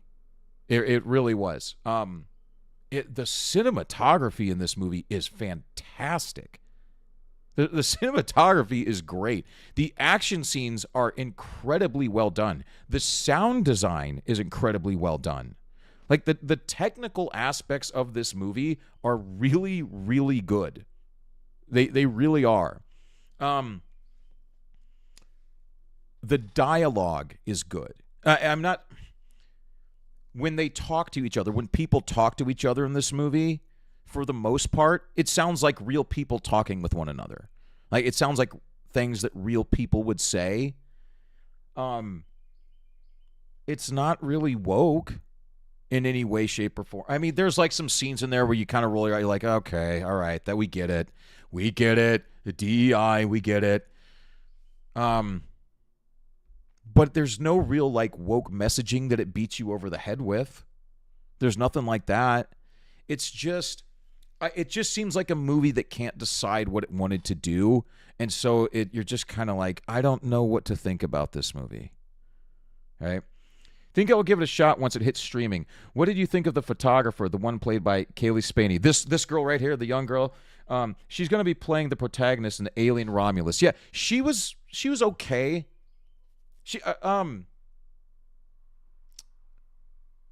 She as an actress seems like she's got range. She seems like she can do the different emotions well. She's expressive. She knows the kind of emotion, the kind of feeling, what she has to give off moment to moment. So I think she's talented. There weren't any performances in this movie where I was like, oh my God, it's outstanding. The performances are fine. I won't give away any too big. I won't give away big spoilers or anything like that. The performances are fine. The technical aspects are great. I cannot get over how good the cinematography is in this movie. Like it's really good visual storytelling. It gives you the world building with the cinematography is very well done. It does a very good job of giving you the scope and kind of setting the world, the tone of the world. It does a very good job of that. But the story itself, so I'm just trying to say this without giving away spoilers. The story is there's this group of journalists who are going from New York to Washington, D.C. to try and get a final interview with the president before the Western forces, which is California and Texas, move in to take control. And their plan, the Western forces' plan, is to just kill the president on sight. They're not going to take him for ransom or anything like that. They're not going to let him go or put him in prison. They're just going to kill him. So, and there's the Western Alliance, which is Texas and California. There's the remaining kind of United States, which is in bits and pieces. And then there's a Florida Alliance, which is trying to convince the Carolinas to come in. But they're, so the loose story is they're trying to travel from New York to Washington, D.C. And along the way, they bump into different people, different groups of individuals, different attitudes. They run into people who kind of pretend like the war isn't happening. They run into people who are taking the war very seriously. They run into people on both sides of the war, and it doesn't go hard all the way left or all the way right.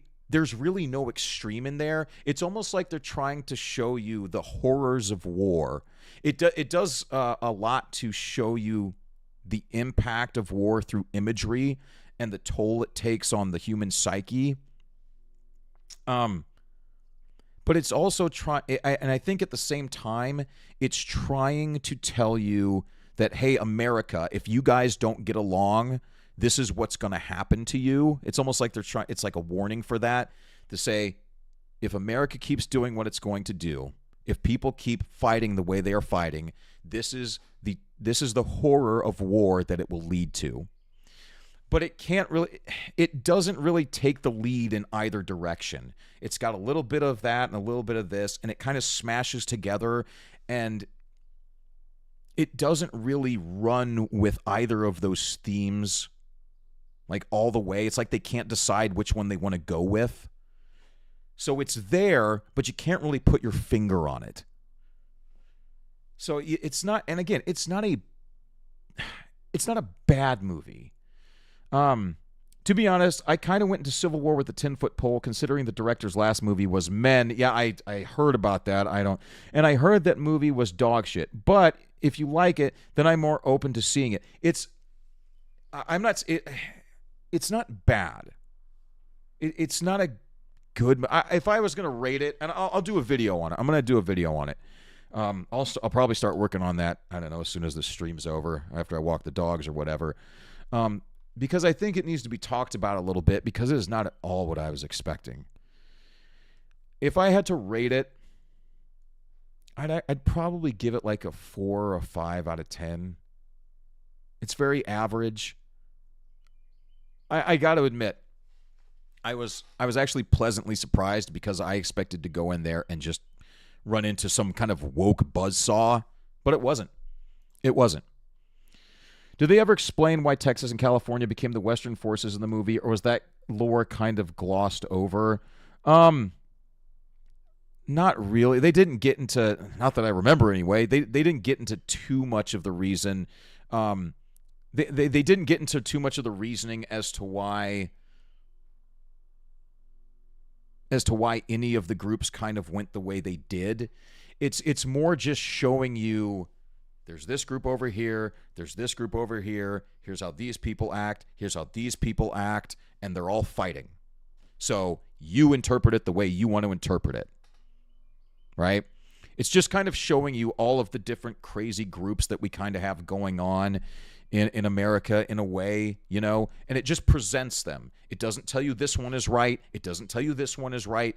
It just kind of presents them and lets you make up your mind, which I appreciate, but it does, again, and you don't want a movie that tells you what to think, but you want a movie that's confident in what it's trying to show you and what it's trying to say, and it doesn't feel like there's a great deal of confidence in any direction here.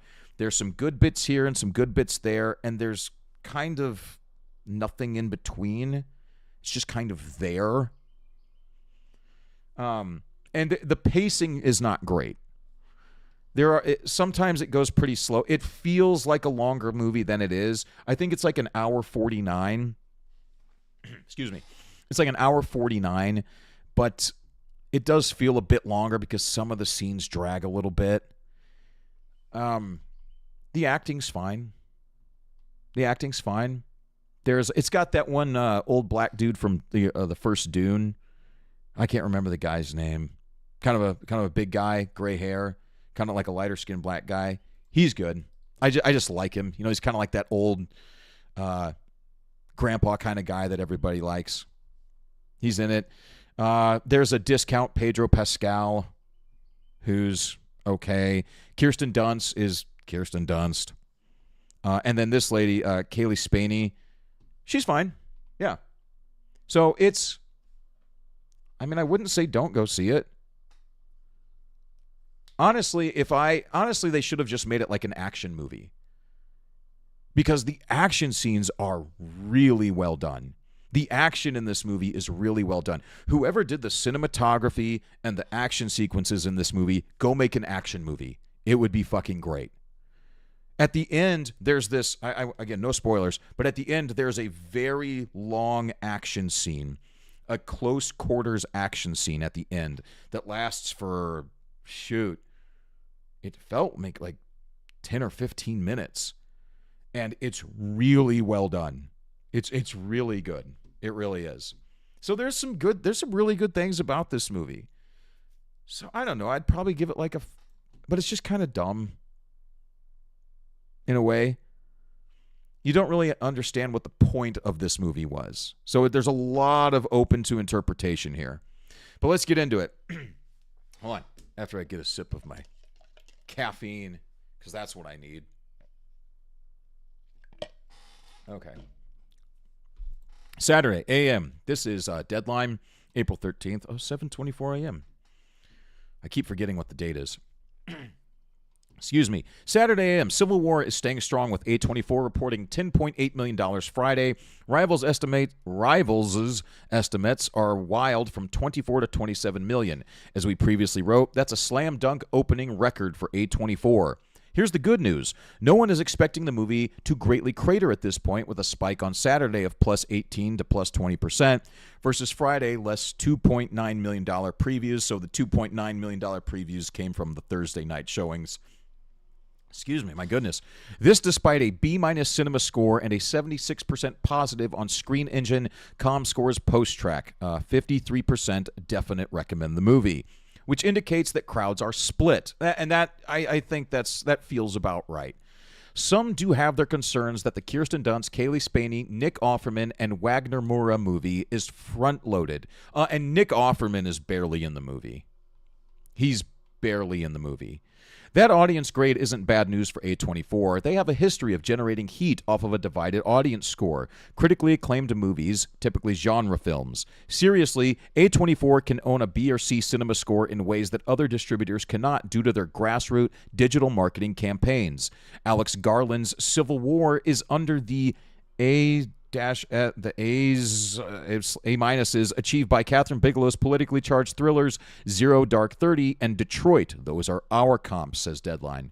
Interestingly enough, when Zero Dark 30 went wide, it had a weekend of 24.4 million, and Civil War is shaping up to beat that. Mostly male skewing here for Civil War at 73%, with 57% of the audience being the prime 18 to 34 movie-going demo. Largest demo, 24 to 35 at 36. Here we go. I won't get into like all these details too much or anything, but Diversity range was 50% Caucasian, 24% Latino Hispanic, 12% Black, 8% Asian, 6% other. Okay, doing well in the South, in South Central, and the West. Okay, all right. Godzilla. Oh, let's just get into these numbers because we're talking about movies, right? Legendary Warner Brothers Godzilla X Kong New Empire is looking at 14.3 to 15 after a $4 million Friday. Okay, so then they're just going to get into a bunch of other numbers here. But just wanted to talk about it a little bit. I don't think you'll waste your time watching this movie. I don't think you'll waste your time. Streaming is right, Florence. Streaming is right. Oh shit! I heard they used footage of Andy Ngo and Civil. Dude, they did. They used a lot of footage that if you've been seeing some political footage on Twitter, X, whatever, and YouTube and everything, there are quite a few scenes that they used where I was like, oh, I've seen that. I've seen that in the media. Yeah, there's a few. There's a famous one, and I don't know if this is one of Andy's videos, but there's one where it's during the Summer of Love riots, and there's a guy who sees some kids stealing some firearms from a damaged police vehicle, and the guy goes over and takes the gun from the kids and shoots them off and unloads it and everything like that. And that was a famous video from one of the big riots we had here in the States. So they do use some. There's a few that you'll probably recognize. Again, but streaming is probably the right call for this. I don't think you'll be pissed off if you wait till streaming and watch this on a Saturday or Sunday afternoon or anything. Would I watch it again? There's a part of me that would watch it again for the cinematography and the action scenes. I mean, because other than that, there's really nothing to talk about in the movie, right? Unless you were going to sit down for do maybe an EFAP where you talk about the getting into the depths of the open-ended political narrative of it, because again, it doesn't go hard either way. It just kind of presents it all and says, talk about it, think about it, whatever you want, just think about it. And I think that's probably the weakest part of that is the weakest part of the movie, because it doesn't have the courage to tell you exactly what they want to say, right? It's like there's 2 or 3 movies here that are just kind of mashed together, but there's some good parts to it. I don't know. I'll have to sit down, and when I do my review, I'll think through that a little more. When I make my video, I'll parse that out a lot better than I'm doing right now, is what I'm trying to say.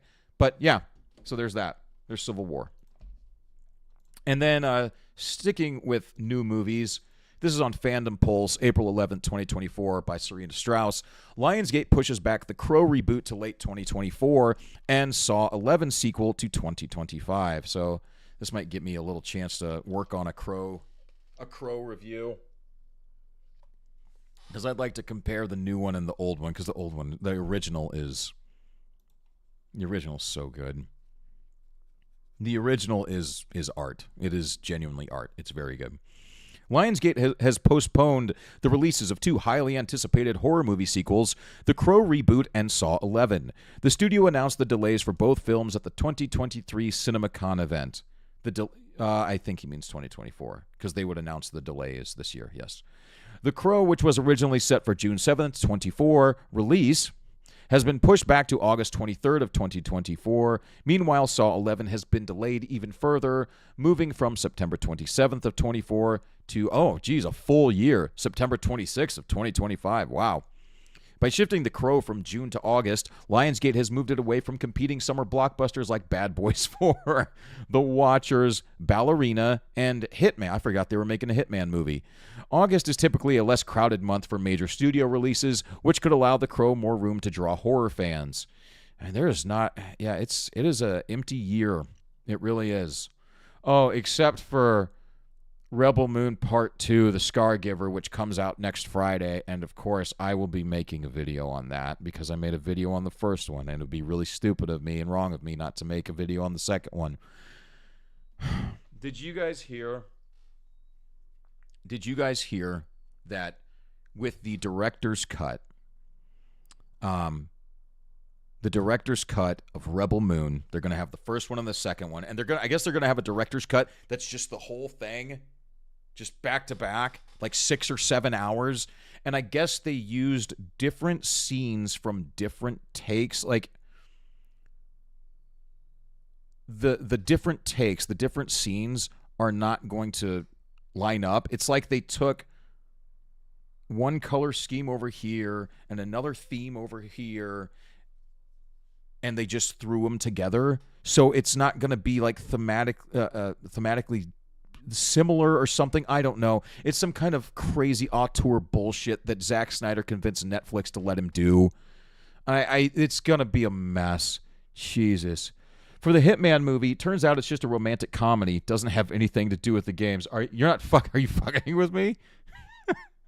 Are you serious? Rebel Moon, really iffy if I'll even watch part 2 and the extended cuts. I don't know if I'll watch the extended cuts. Screw it. I'm going to make a video on part 2. I have to. Wait a minute. Hold on a second. Let me go back for a second. You're fucking with me about the Hitman, right? It's not going to be a rom-com.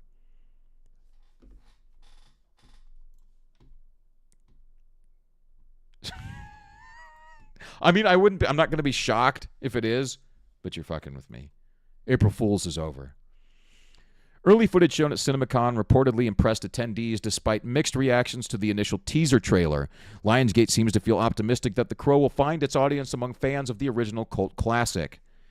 The Crow is a reboot of the classic 94 dark fantasy film starring Brandon Lee. This new take on The Crow will be directed by Rupert Sanders and stars Bill Skarsgård as Eric Draven, a murdered musician who returns from the grave to seek vengeance. See, this is what people didn't want.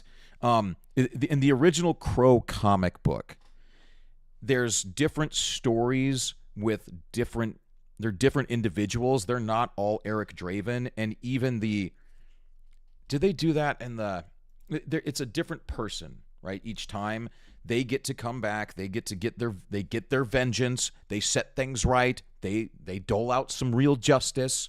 The Crow allows them to do that, and then they're able to go back, right? Then they can rest. And the Crow picks a different person. So this is actually a reboot of Eric Draven. That's the most concerning thing, right? That it's not going to be its own original version of the Crow.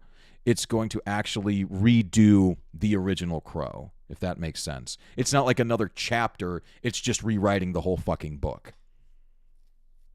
Which, God damn it, dude. The creepy Skarsgård is known for his roles in horror productions like It and Castle Rock. Joining him is musician FKA Twigs. As Eric's ill-fated fiancée, Shelley Webster, Lionsgate promises the film to be a dark, visually stunning, action-packed revenge tale, hopefully living up to the cult favorite original. As for Saw 11, this is the latest installment in the hugely successful, long-running Saw horror franchise. They're just going to make these movies until they drop. Saw films reliably draw audiences seeking graphic torture scenes and complex, twist-filled plots starring the iconic villain Jigsaw. Yeah, these movies make money. They don't spend a ton of money on the budgets, and they bring in... right here. Saw 10, released in 23, was a surprise critical and commercial hit for Lionsgate, earning over $110 million globally. It also signaled a return to form for the series after several poorly reviewed sequels. The one-year delay for Saw 11 suggests they don't want to rush into another subpar sequel. Story details are still tightly guarded, but the Saw movies have proven remarkably inventive in keeping the killer Jigsaw relevant. Saw 11 may feature a new villain or dive deeper into the series' intricate mythology. Okay, so then it goes on. My wife will probably want to go see the Saw movie when it comes out. It'll come out right around Halloween, and yeah, it's Halloween, go see a scary movie. Oh, jeez. You didn't answer me, Florence. Are you fucking with me with the Hitman movie? Jesus. I hope so.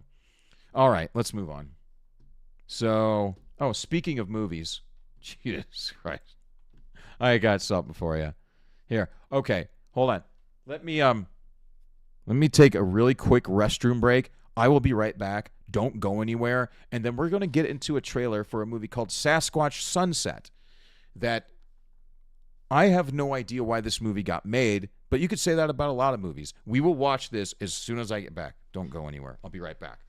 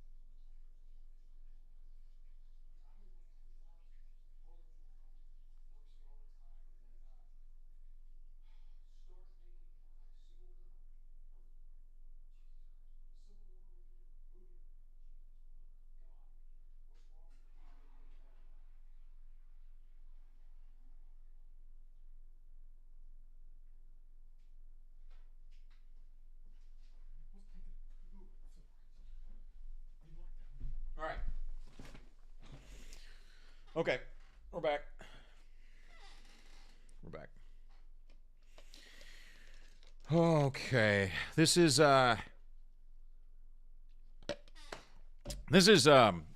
some trailer for some movie called Sasquatch Sunset. Now, I don't know who made this. Well, they're about to tell us who produced and distributed this movie. But we'll watch the trailer. We might get dinged for it. I don't know, but we'll just screw it. Whatever. I don't care. It's not like I'm getting paid for this. Let's see. Let me move this around a little bit. I just want you guys to be able to see this a little bit. Okay. All right. There we go. Let's watch Sasquatch Sunset.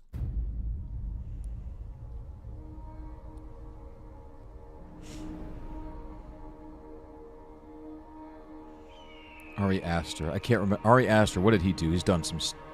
Ari Aster. Horror movie? Scary movie? It's an extraordinary family. Mysterious, reclusive, and unseen. Until now.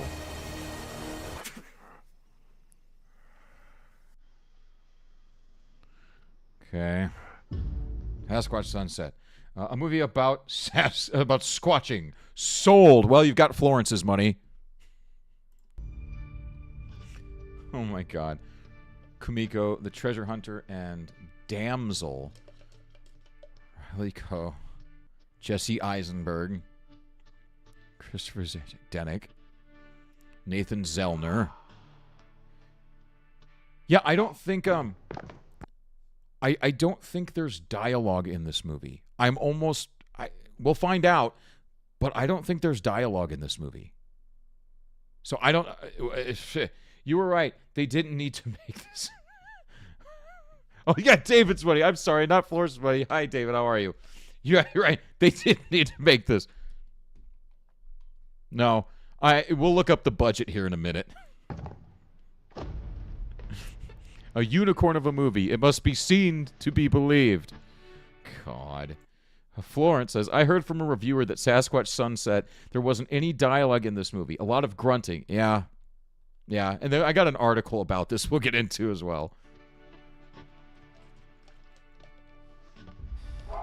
Hilarious and dementedly poignant.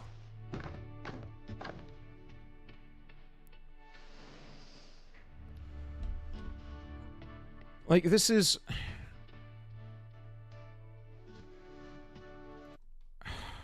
We're getting to the point here.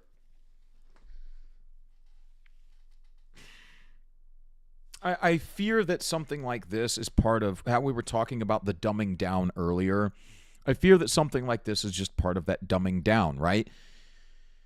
It's like this modern art trend where instead of painting a beautiful canvas with an oil something or other of, a building or a sunset or a human or whatever, the beautiful female form, we're just going to tape a banana to a piece of cardboard and call it art. Or I'm going to take a shit on the floor and tell you that it's just a descriptor of modern society. Right? I kind of feel it's just lazy. And it pretends to be high-minded, so I kind of think that's where we're going with this. It kind of feels that way, right? This feels like some kind of art school bullshit. And, of course, Variety and the Sundance Film Festival and Cannes and whatever, they'll say it's all, oh, God, it's just brilliant artsy-fartsy nonsense. They live for this shit. They'll probably have some kind of global warming message. I'll watch it because I'm a Bigfoot nerd. I won't watch it in theaters. I'm not going to pay to go see this. I'll watch it on streaming. Sure. Maybe, I don't know if this is... We'll see when it comes out here. Let's finish this.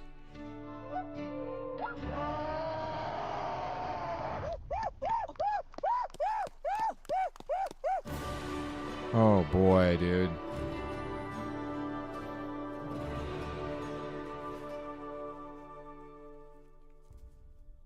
It is in theaters. April 19th. Oh, boy. Get your ticket now, David. I wonder if it'll be an IMAX. Wouldn't that be something? Boy, April 19th is a big day for movies this year. We've got Rebel Moon Part 2. We've got The Ministry of Ungentlemanly Warfare. And we've got Sasquatch Sunset. I don't know what to see first. We don't jump into this. David's going to go see Sasquatch Sunset first. Hold on. Let me readjust my screen here. We'll get into this. We'll get into this article about Sasquatch Sunset. You know, honestly, when I started prepping for the stream, I didn't think I'd have much to talk about, but here we are. Crap. I saw Daisy Ridley in one of the thumbnails, Young Woman and the Sea. Is that... yeah, I've heard some mumblings about that. You're saying that comes out on the 19th too, or it's just a new movie coming out from Daisy Ridley that no one will watch? Young Woman in the Sea. I don't know. We can watch it here in a second. Let's get through this article first. Sasquatch Sunset is so relentlessly gross that people are walking out of screenings. Star Jesse Eisenberg says the film was a labor of love. Coming out May 31st for Young Woman in the Sea. Okay. Early screenings of the movie Sasquatch Sunset made headlines for sending dozens of theatergoers fleeing for the exit during scenes with graphic depictions of every possible bodily function. Those scenes are relentless throughout its 90-minute runtime. Jesse Eisenberg, one of the film's stars and producers, told Yahoo Entertainment he's been more focused on the response he's gotten from most viewers that the film was a life-changing visual experience. Wow. Whenever you make something unusual, it's going to turn people off, he said.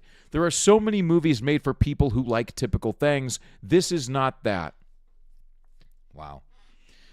Yeah, I heard from a reviewer that Sasquatch Sunset was so gross throughout the entire movie. LOL. Again, this is one of those things where they think it's like high-minded, mature content just because they put something gross in it. I think that's what they do a lot with sex these days. They think, well, if I want to make mature content, I got to put sex in it so that people think they're watching. It kind of tricks people into believing they're watching something mature. And maybe that's what they're doing in this one. They're trying to trick people into believing you're watching something mature and high-minded. Because, we're willing to show people getting shit on or something. I don't know. Whenever you make something unusual, it's going to turn people off. There are so many movies made for people who like typical things. This is not that. Eisenberg is one of 4 members of a nomadic cryptid family in Sasquatch Sunset, along with Riley Koff, Q, Christoph Zajac Denek, and Nathan Zellner, who also co-directs with brother David Zellner. They go about their daily lives, hunting, gathering, excreting, mating, and exploring the world around them with unbridled frankness. It will have its national theatrical release on April 19th. Eisenberg said he's aware that people might be surprised that big-name stars like himself and Koff, I guess that's how you pronounce it, would invest so heavily in the movie, both as actors and producers, but he said he was just one of many people to fall completely in love with the story at an early stage. Wait, hold on. I know his name, but what else is he in? Why can't I think of... Okay, this guy. Okay. All right. It's like I can't put a face to a name. Now, let's see. If you're a financier, this is a risky project because it's so unknown, he said. But if you're in the creative parts of the industry, what you read is one of the most brilliant things you'll ever come across. Genuinely unusual, really funny and emotional, character-centric, and earnest. The script has plenty of dialogue. However, it's just hooting and grunting. There's no voiceover narration that so often accompanies documentary footage of so-called Sasquatches. The camera zeroes in on the mundane and revolting everyday activities of its fur-coated characters, bucking the conventions of a traditional theatrical experience at every turn. It was a labor of love for every single person who was involved, Eisenberg said, from the movie's unconventional directors to its high-profile stars and cinematographer Mike Dulakis from the show Us, or the movie Us, rather, to its enthusiastic investors. There are more than 30 people listed as producers on the movie's IMDb page. Okay. I don't know. I'm not going to see this in theaters. I'll wait for it to... I doubt this will be in theaters very long. This feels like a week or two run. For the actors, that labor was literal. The Planet of the Apes movies uses motion capture to give characters a more enhanced primate-like appearance, but Sasquatch Sunset brought its Bigfoot family to life without computer-generated wizardry. Eisenberg said that he and his 3 Sasquatch co-stars spent hours early in the morning being covered in glue, then prosthetics, followed by paint and hair on every part of their bodies, even unexpected ones, like their eyelids and nostrils. He said it was claustrophobic, psychologically taxing, and physically exhausting. It was worth it, though, because you look in the mirror and see you're the living embodiment of someone else's work of art, he said. Our Sasquatch faces are illustrative of our characters' experiences. Okay. All right, well, there's all that. So, an artsy-fartsy Sasquatch movie, it sounds like. I will say this. I appreciate that they're using practical effects. I'm a big fan of practical effects, so I do appreciate that. So, David, get your tickets now. Look, I'm just as intrigued about Sasquatch as the next guy. I really am. Yeah, it wouldn't surprise me one bit if Sasquatch was out there running around. There's all sorts of crazy shit on our planet that we can't explain, that we don't know about, that we aren't being told about. It wouldn't surprise me one bit.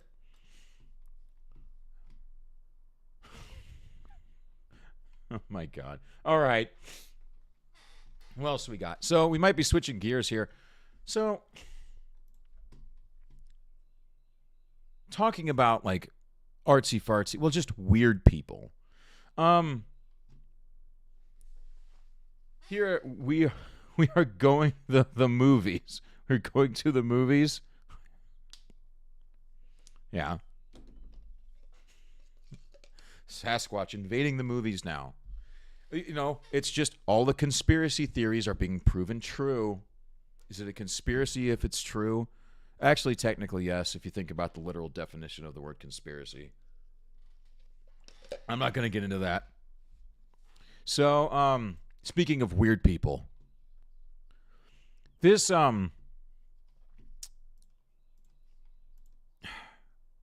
okay.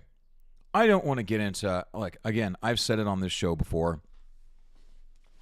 You're 18 and you want to be transgender and you want to do whatever you want to your body and anything, as long as you're doing it all you're lonesome and you're not harming anyone else, I don't care what you do. I really don't. You're 18, you want to go do your thing, go for it. But so many of these people are doing it just for attention, and I think this is proof, okay? I just wanted to show this because this just struck me. This was just a perfect embodiment of why so many of these people are doing it, because they want to be special. Okay? So let's watch the Memology.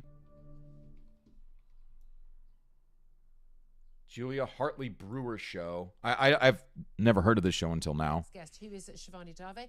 She is a journalist and a presenter at Virgin Radio, just down the corridor. Good afternoon to you, Shivani.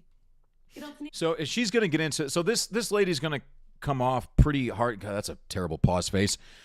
She's going to come off pretty hardcore against this non-binary person. So, and take that as you will. You know, I don't know if it's right or wrong what she's doing, but just listen to the other person and just listen to what they say towards the end of this. It's only about 2 minutes long. Hey, Julia, you know my pronouns are they, them. How are you doing? Yeah. Thank you for telling me your pronouns.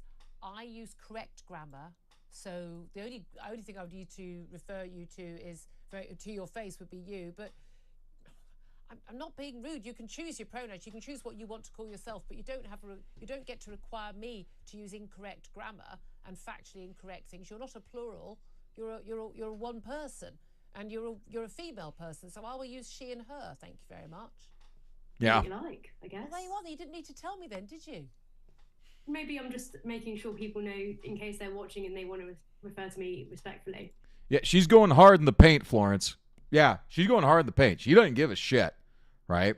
Now, whether you want, think that might be rude or not rude or this or that or whatever, I mean, I don't know. She seems like she might just be trying to make a point, which is fine too. But yeah, she's going hard in the paint. Is it disrespectful for me to use correct factual grammar? It's not incorrect or unfactual grammar to use singular they them pronouns for an individual. Hold on. But we're here to talk about the cast review. Yeah, but you chose to bring it up. You chose to use the incorrect pronouns for me. I chose to use the correct pronouns for a single woman who is appearing on my show. I'm not a single woman though. I'm a very special non-binary trans person, as you just pointed out. Did you hear that? Did you hear that? Just listen. This person refers to themselves. Use the correct pronouns for a single woman who is appearing on my show. I'm not a single woman though. I'm a very special non-binary trans person, as you just pointed out. I didn't really just point that out. from the crowd. I didn't just point that out. I introduced you as a journalist and a Virgin Radio presenter. No, just before I came on, you were talking about how people with all these labels like to be special. And I'm just making sure that everyone knows I'm special. Can you imagine? Like I'm flabbergasted. Like I'm genuinely kind of like, are you kidding me? Like you're so you're doing this to tell people that you're special? Like any other group of people, any other group of people, we would all be going, bro, come on, get over yourself. Like, you being non-binary does not make you special. You being transgender or gay or black or old or young or Christian or Muslim, none of this makes you special. It's just you. These, especially immutable characteristics, right, don't make you special. I'm bringing this up because I think so many of these people are just participating in this madness because they want to feel special. They want to be told they are special. They want to feel special. They want to be put up on some kind of pedestal for whatever reason, for whatever deep emptiness they have of themselves. However they view themselves, that makes them want to be worshipped by others and told they're special all the time. It's unbelievable. And Florence says, me, I only use singular they, them pronouns whenever I don't know the gender of the person or for writing TTRPGs where the characters can pick one of the two, not to fuel someone's narcissism. Yeah, and I'll say this. If I will... I'm very traditional when it comes to man, woman, yes sir, no sir, yes ma'am, no ma'am, all of that stuff. Now, if I can't tell, and if there's someone like at a cash register or something, and I can't tell, and they say, oh, that's fine. It's like, oh, just by the way, I go by blah, blah, blah. I'm not starting a fight. I'm not trying to put someone down. So it's like, okay, fair enough, right? If you ask respectfully, and if you are just saying, I'm just letting you know, and that's it, right? You're not trying to shove it down my throat or threatening my life if I choose not to. Fair enough, right? I'm not trying to insult you. I'm not trying to do this or that. So that's fair enough. But when you tell me, it's like, no, you have to refer to me this way because I'm special. I seriously don't know what to say about this.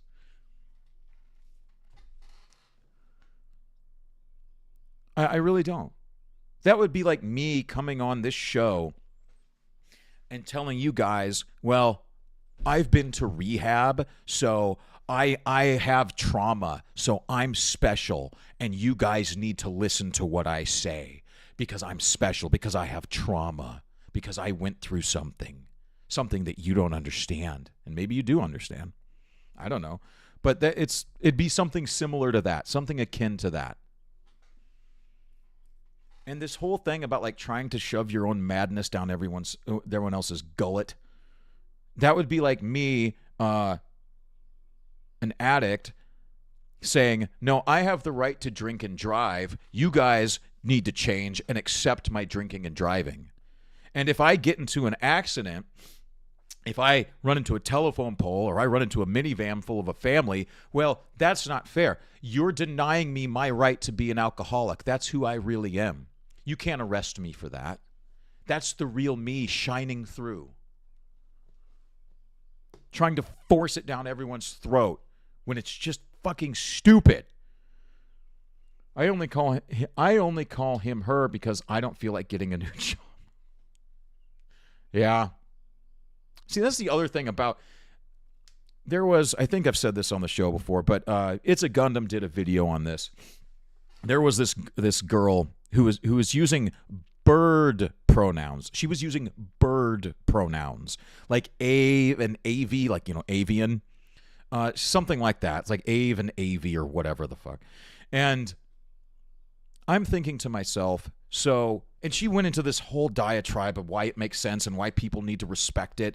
And I'm thinking to myself, if I'm a manager and I'm hiring someone and I'm interviewing this woman to potentially work at my company, and she starts going on about this avian pronouns crap, I think to myself, so you're telling me if you work here, everyone has to refer to you as a bird.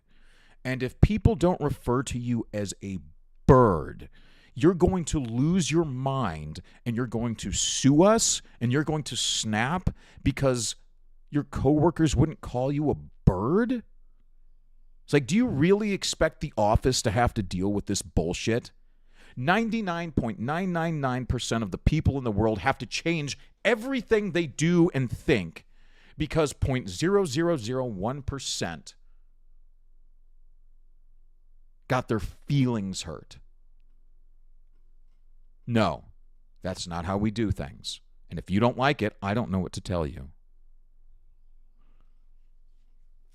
Blair White talked about this, but there's a weird surge of cisgender people adopting the non-binary label, but doing absolutely nothing to make themselves gender ambiguous or to actually transition. Yep. They're doing it just to be special. They're doing it to be treated differently. I've said it before. It's a true gender dysphoria is a very serious mental health issue. And I do not begrudge someone if they genuinely have it. Okay? As someone who has been to a mental health ward in a hospital, I understand that there are things, mental health issues that are incredibly serious that some people cannot help, right? They have genuine chemical imbalances or whatever, some kind of trauma, damage, something that causes the brain to behave differently. I understand that, and I appreciate that. And for someone who has a genuine dysphoria, a genuine issue, I just want you to be okay. I just want you to get the help that you need. And if you get the help, you go through the whole process and everything, and you come out the other side as a transgender, whatever, and you live a better life because of it, fine. I don't care. I don't want you to be hurt. I don't want you to be hurt, and I don't want you to hurt others. But don't expect me to throw a bunch of respect your way if you're just going to shave your head and put on a skirt or put on a wig and some blush and go, I'm trans, you need to treat me special. Go fuck yourself. People don't got time for this crap. The world doesn't have time for your crap. Get a job. Go to therapy, because the world is not your therapy session. When did this happen too? Everyone thinks the world is their therapy session. Like, you have to listen to my bullshit. Now, I'm espousing all of my bullshit right now, but you are all here of your own volition. I'm not forcing you to listen to my bullshit, and I don't want to force you to listen to my bullshit. And if no one listens, that's not your problem, that's my problem. But I don't want to force it down your throat. And I don't know why that's so hard for people to understand, but it is. Okay, and you're talking about, Florence, kind of to your comment. I will just finish it. Here, Lois, take a look. Yeah. Oh my God! This is the best day of my life. I don't know about that, but oh shit. So kind of to your comment, Florence, Germany makes it easier. Easier. Germany makes it easier for 14-year-olds to change their gender. So, what the fuck, Germany? Why? God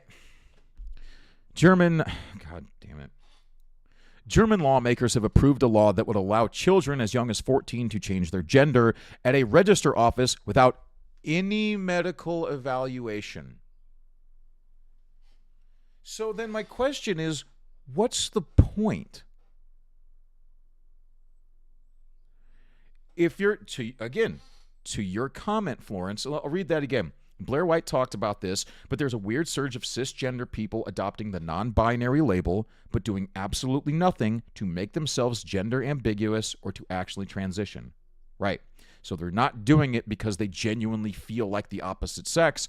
They're doing it because they want to be treated a certain way. They want to feel special. You don't need a medical evaluation. So in Germany, someone like me, a 40-year-old man, wakes up tomorrow and says, you know, I feel like a woman. I think I'm going to go down to the commissar's office and I'm going to register as or the registrar's office, rather, and I'm going to change my gender so that I can walk into the women's locker room whenever I please. I'm not going to put on a wig. I'm not going to put on a skirt. I don't have any lipstick, but my God, I'm a woman. Tax paid. Tax paid. Tax paid, David. Aren't you excited about that? You know,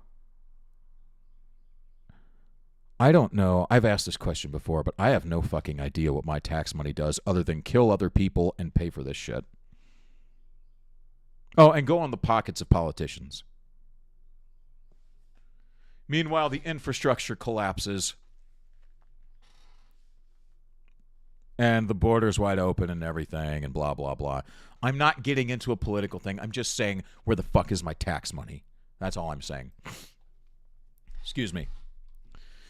Oh my God. The self-determination law is one of several social reforms that Chancellor Olaf Scholz, liberal-leaning coalition government, pledged when it took office in late 2021, is set to take effect on November 1st.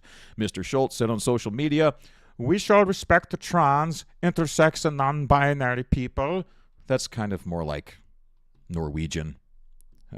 Without taking anything away from others, this is how we continue to drive the modernization of our country. This includes recognizing realities of life and making them possible by law. Hold on a second. Without taking anything away from others, and as David pointed out, you are taking away from others. You're taking my tax money to do well, you're taking a German's tax money to do this. Where was I? Without taking anything, you're taking tax money. This is how we continue to drive the modernization of our country. Modernization. But why is it a good thing? They never tell you that. This includes recognizing realities of life. Does it? How is it recognizing a reality of life if you aren't even required to have a medical evaluation? There's no verification it's a reality. So basically what you're saying in Germany is the reality that I create in my mind, I can apply that directly to law? Is that what you're saying? Because I don't have to provide any proof of anything. I don't need a medical evaluation. I apparently don't need any documentation from a doctor. Germany, the European Union's most populous nation, follows several other countries in making the change. Parliament's lower house, the Bundestag, approved it by 374 votes to 251 with 11 abstentions. The German legislation will allow adults to change their first name and legal gender at register offices without further formalities. They will have to notify the office 3 months before making the change. Okay, that's interesting. Boy, yeah, this will make things a lot better. The rules will allow minors aged 14 and older to change their name and legal gender with approval from their parents or guardians. If they don't agree, teenagers could ask a family court to overrule them. So if you're 14-year-old, now we talked about this last week.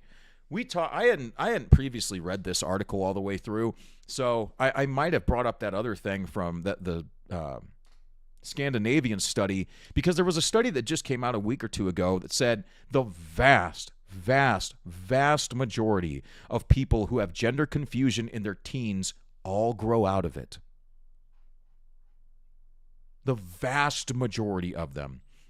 But now you're saying, so for some reason, we have world government saying if a 14-year-old is confused about their gender and the parents don't support it, they can take legal action against the parents now. The current transsexual law, which dates back 4 decades, requires individuals who want to change gender on official documents to first obtain assessments from 2 experts sufficiently familiar with the particular problems of transsexualism and the court decision. Well, wait a minute. This is saying 2 different things. Do you not need a note, or do you need a note? Since that law was drawn up, Germany's top court has struck down other provisions that required transgender people to be divorced and sterilized and to undergo gender transition surgery. I'm not going to call you a transgender unless you get the surgery. If you go all the way, fine, you're transgender. If not, you're just a person who wants to be called special. I think we've got all the evidence we need for that.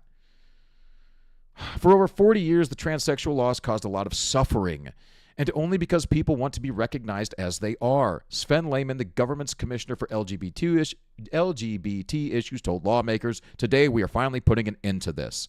The legislation focuses on individuals' legal identities. It does not involve any revisions to Germany's rules for gender transition surgery. After a formal change of name and gender takes effect, no further changes would be allowed for a year." So the legislation provides for operators of, for example, gyms and changing rooms for women to continue to decide who has access. There it is. There it is. We do not have serious people in charge. We do not have serious people in charge of any of these countries in the West. So once a year, I can change my name, my gender, and why are we, again, 99.999% of people have to change everything they do. So 0.0001% of a bunch of crazy people don't have their feelings hurt. So my question is, you see a lot of this trans violence that goes on Twitter, right? And again, this seems to be very much a thing of people who have mental health issues, but maybe not genuine gender dysphoria. And they say, well, if you don't identify me by my pronouns, there's going to be violence, or there's going to be a problem, or you will respect me, or else.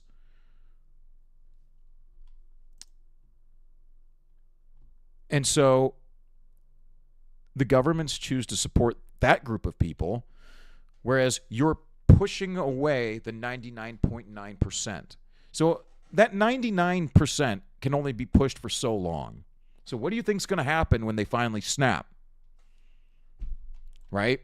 I mean, people are just, I'm not saying there's going to be waves of blood or anything. I just think that I think there's going to be a mass fuck you, and people are just going to throw up their hands and say, I'm not participating in this wild bullshit anymore.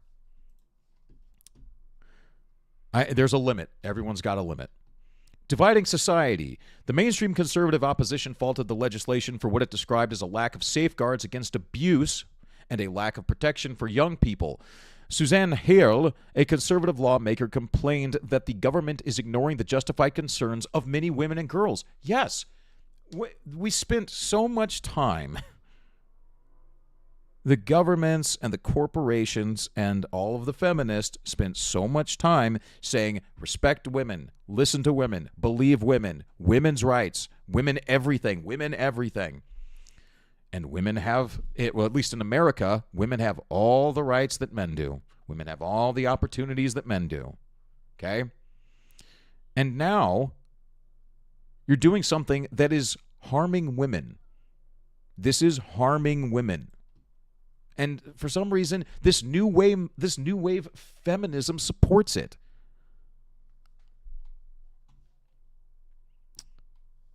You want to satisfy a loud but very small group, and in doing so, you are dividing society. There it is.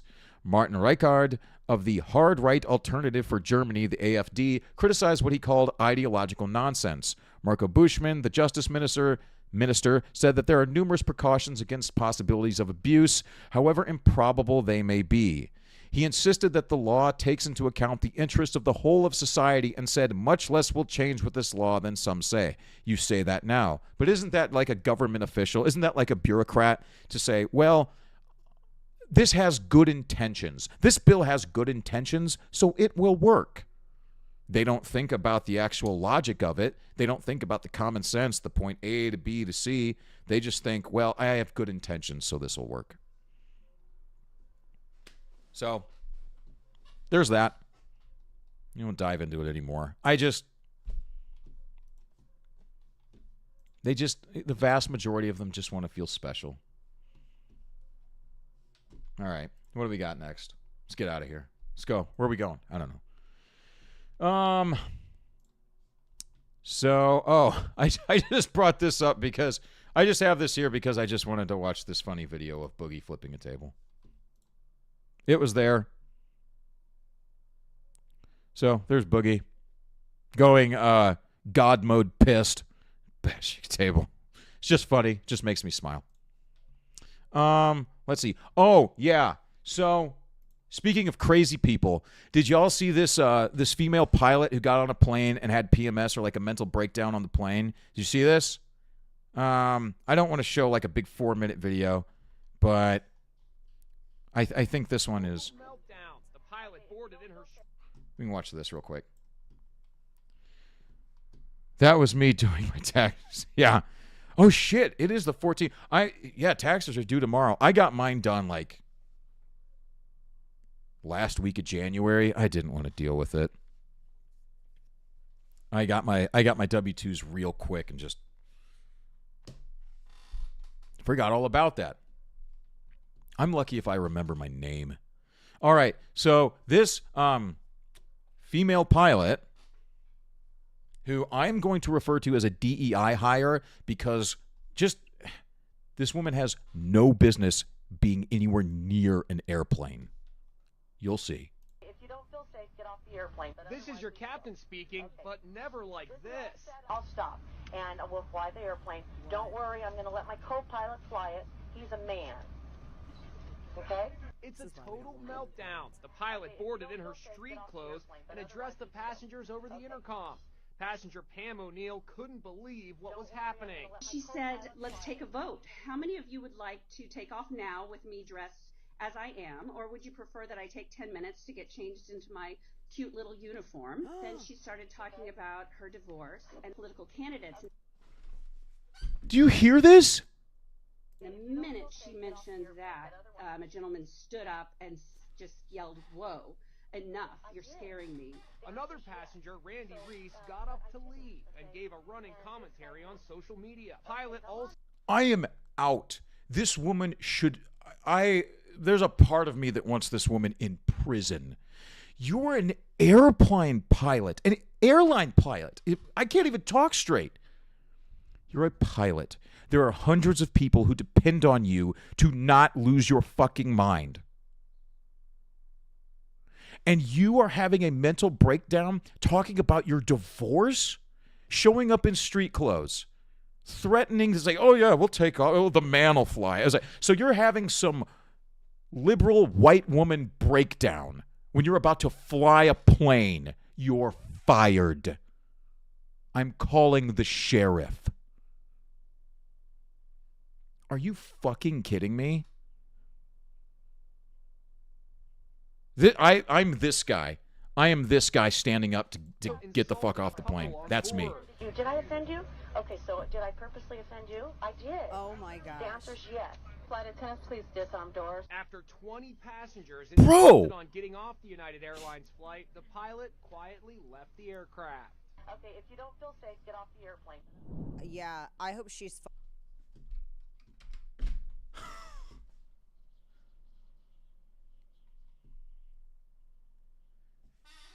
What do you think would happen to a man if he acted like that? Because there was a guy actually who, I don't know what this is, I'm not watching this. There was a guy actually, I think it was back in January, who showed up, and it was an Alaskan flight, like Alaskan Airlines. He showed up on, he was high on mushrooms, I think it was. And he's in jail. That dude's in jail. This is... Oh my God. Look, women, you're not making a good case for yourself when you do shit like that. Okay?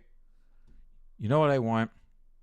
I want a nice, calm, cool, collected pilot. Say, this is your captain speaking. We have just arrived in Tampa, St. Pete. The weather is 74 degrees. It's partly sunny. There's a light breeze, and we're going to come in about 20 minutes early thanks to a nice tailwind. So if you could please adjust your seats to their upright position, fasten your seatbelts. We'll have you in the Florida sunshine in no time. Thank you for flying, blah, blah, blah.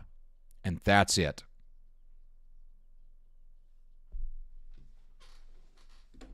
I want them well paid. I want them to have a big house and a nice car. I want my pilots happy and sane. The whole world is losing its fucking mind.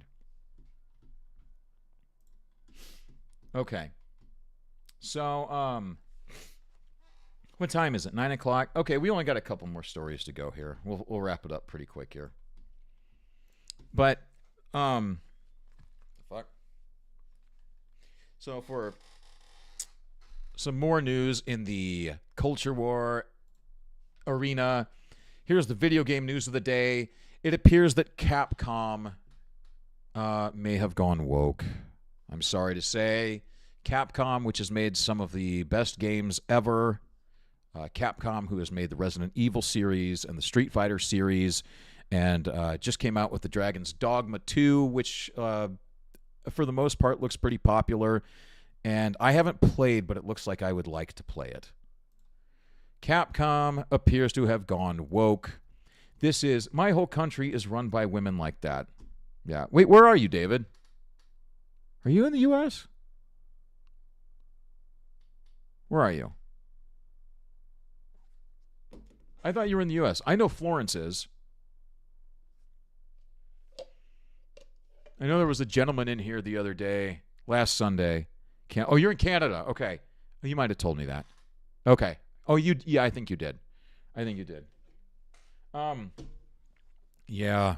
You guys got a whole nother fucking shit show up there with Trudeau and everything. And you guys, I won't stay on this for too long, but Trudeau came out and said, like 2 or 3 weeks ago, he said that he was getting bored or something being the prime minister. And he was like, yeah, I just don't want to do it anymore. That's really reassuring. That's exactly what you want your prime minister to say. Gee, thanks. Sorry we're boring you because we don't want to go along with your crazy suicidal bullshit. The first famous prime minister, yeah. Yeah, man, he's a bad one. He's bad. I mean, at least your prime minister knows what day it is. Our president can't wipe his own ass. So at least you got that going for you. I don't even want to get into it. My social battery is expired. Capcom attempts to run PR for Western localizers, praises in-house team for keeping games culturally sensitive and promoting inclusivity through language and representation. True. Poor old Joe. Fuck Joe Biden. Screw that old man. He's about to expire and the world will be better because... Anyway.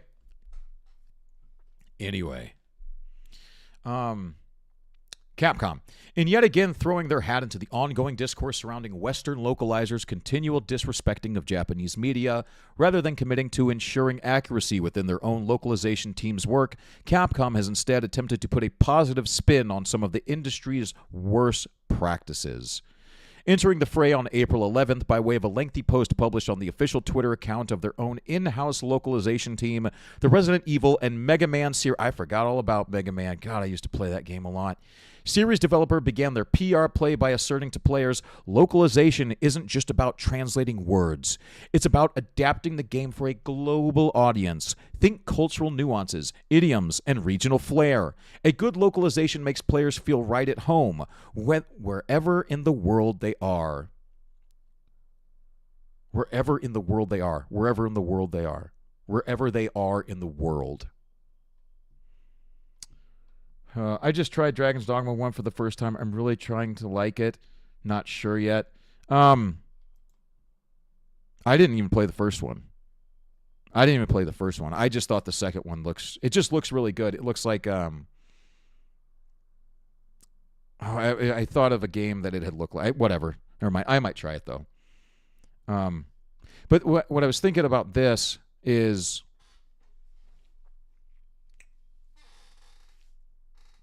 so what they're doing is they are allowing the language of their games and all of just everything they've got, everything that they control. They're allowing the language.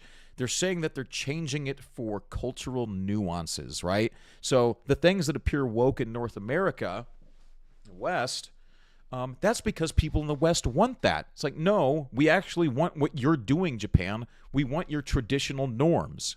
Look at Stellar Blade. Please don't do this. Capcom localization team. What is localization? Embark on a global adventure through the lens of game localization. Beyond mere translation, we're diving into the art of cultural adaptation, preserving context, and inclusive storytelling. Again, I've said it dozens of times now. People are trying to force diversity, equity, inclusion crap down your throat. We are constantly told that it's important, but we're never told how or why. We are constantly told it's important to hear all voices, but we're never told how that improves things. I agree that everyone should have an opportunity to speak, but if you speak and no one pays attention, then you're saying something stupid. And it's not bigoted to not listen to you. You're just not that good. Seems like these companies are prepping for the incoming social credit score. You know what, Dave? I'm glad you brought that up. there definitely seems to be, there's this big wave of like the way you described it, these companies are almost preparing for something, right? There's like this big wave coming in and we can almost feel it. We can't quite describe it, but this big push from all over, all of a sudden, all of this stuff just crashing down on us. It's like, wait a minute, where did this all come from? Because the majority of people don't want this. And the proof is in the pudding when you look at the sales, right? I mean, just look at Hollywood. People don't want this stuff, but companies are doing it anyway. It's like, what's going on, right? And we know their reasons. We know what they're doing, but do we really know why they're doing that? Do we really know why they're doing all this? Like, what's the actual reason? Because it's not making money. Why would you believe something like this? And why would you want to force it upon everyone?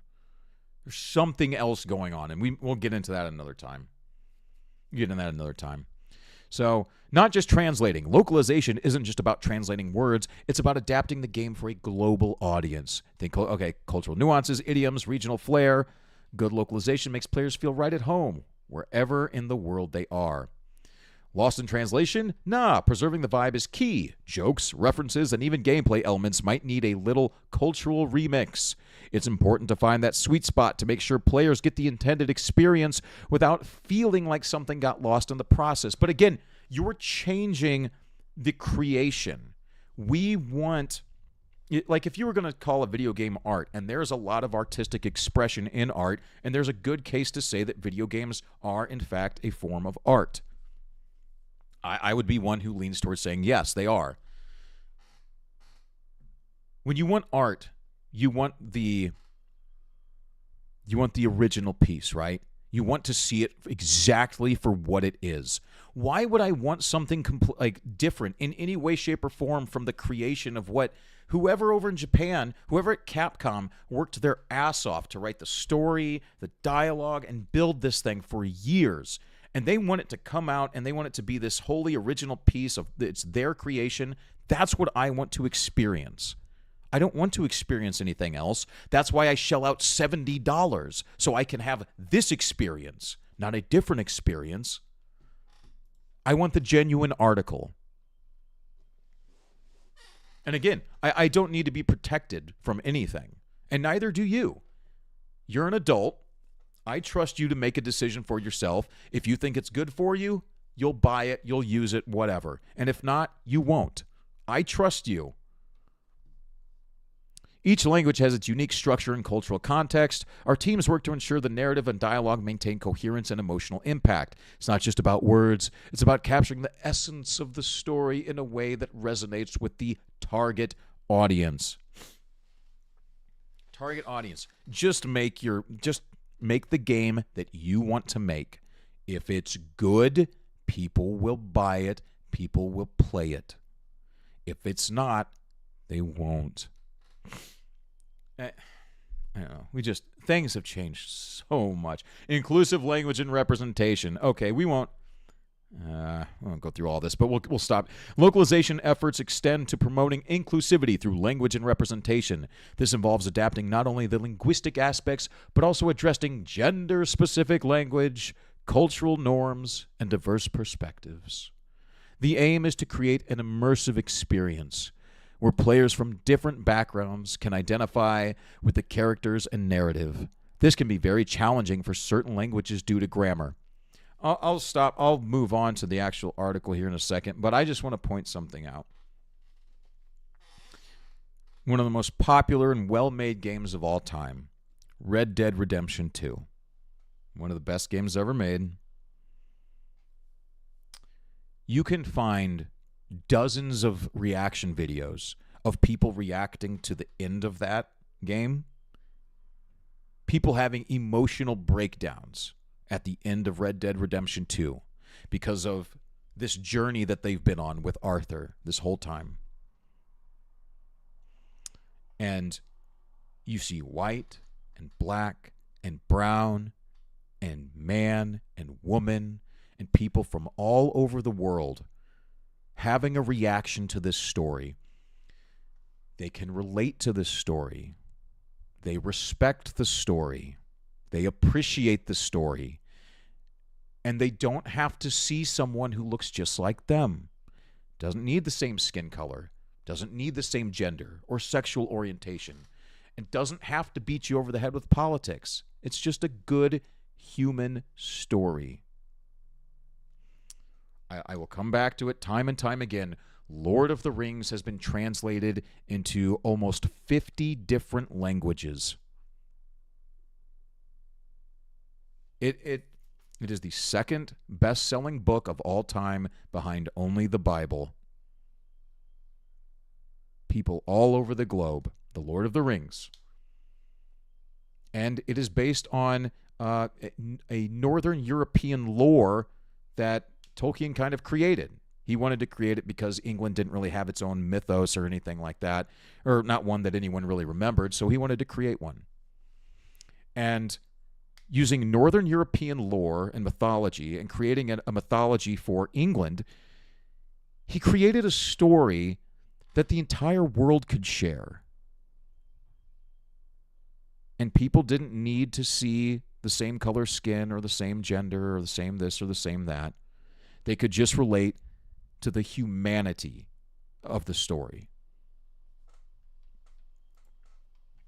And the people who were doing this, I don't know what else to say other than they don't have any humanity. Otherwise, they would know how to relate to people. They don't know how to relate to people. I mean, if you've got a better explanation for it, I'm listening. But the only thing I can think of is they lack humanity. For whatever reason. Turning to address the complaint that many Western localizers tend to overwrite a given title's Japanese identity in favor of appealing to a larger audience, Capcom then affirmed that, as far as they were concerned, it was more important to preserve the vibe of a game rather than provide players with an accurate translation of its original source material. Well, isn't the vibe of the game drawn from the original source material? If you want the original vibe of the game, just give me the fucking game. Jesus. Lost in translation? Nah, preserving the vibe is key. What does that even mean? They say these things and they don't even know what the fuck they're talking about. From there, Capcom moved to run defense for the ever-increasing trend of video games being censored out of deference to the feelings of the most extreme Western socio-political activists, arguing to players character design and development must be culturally sensitive. No, it doesn't have to be. Stellar Blade is proof.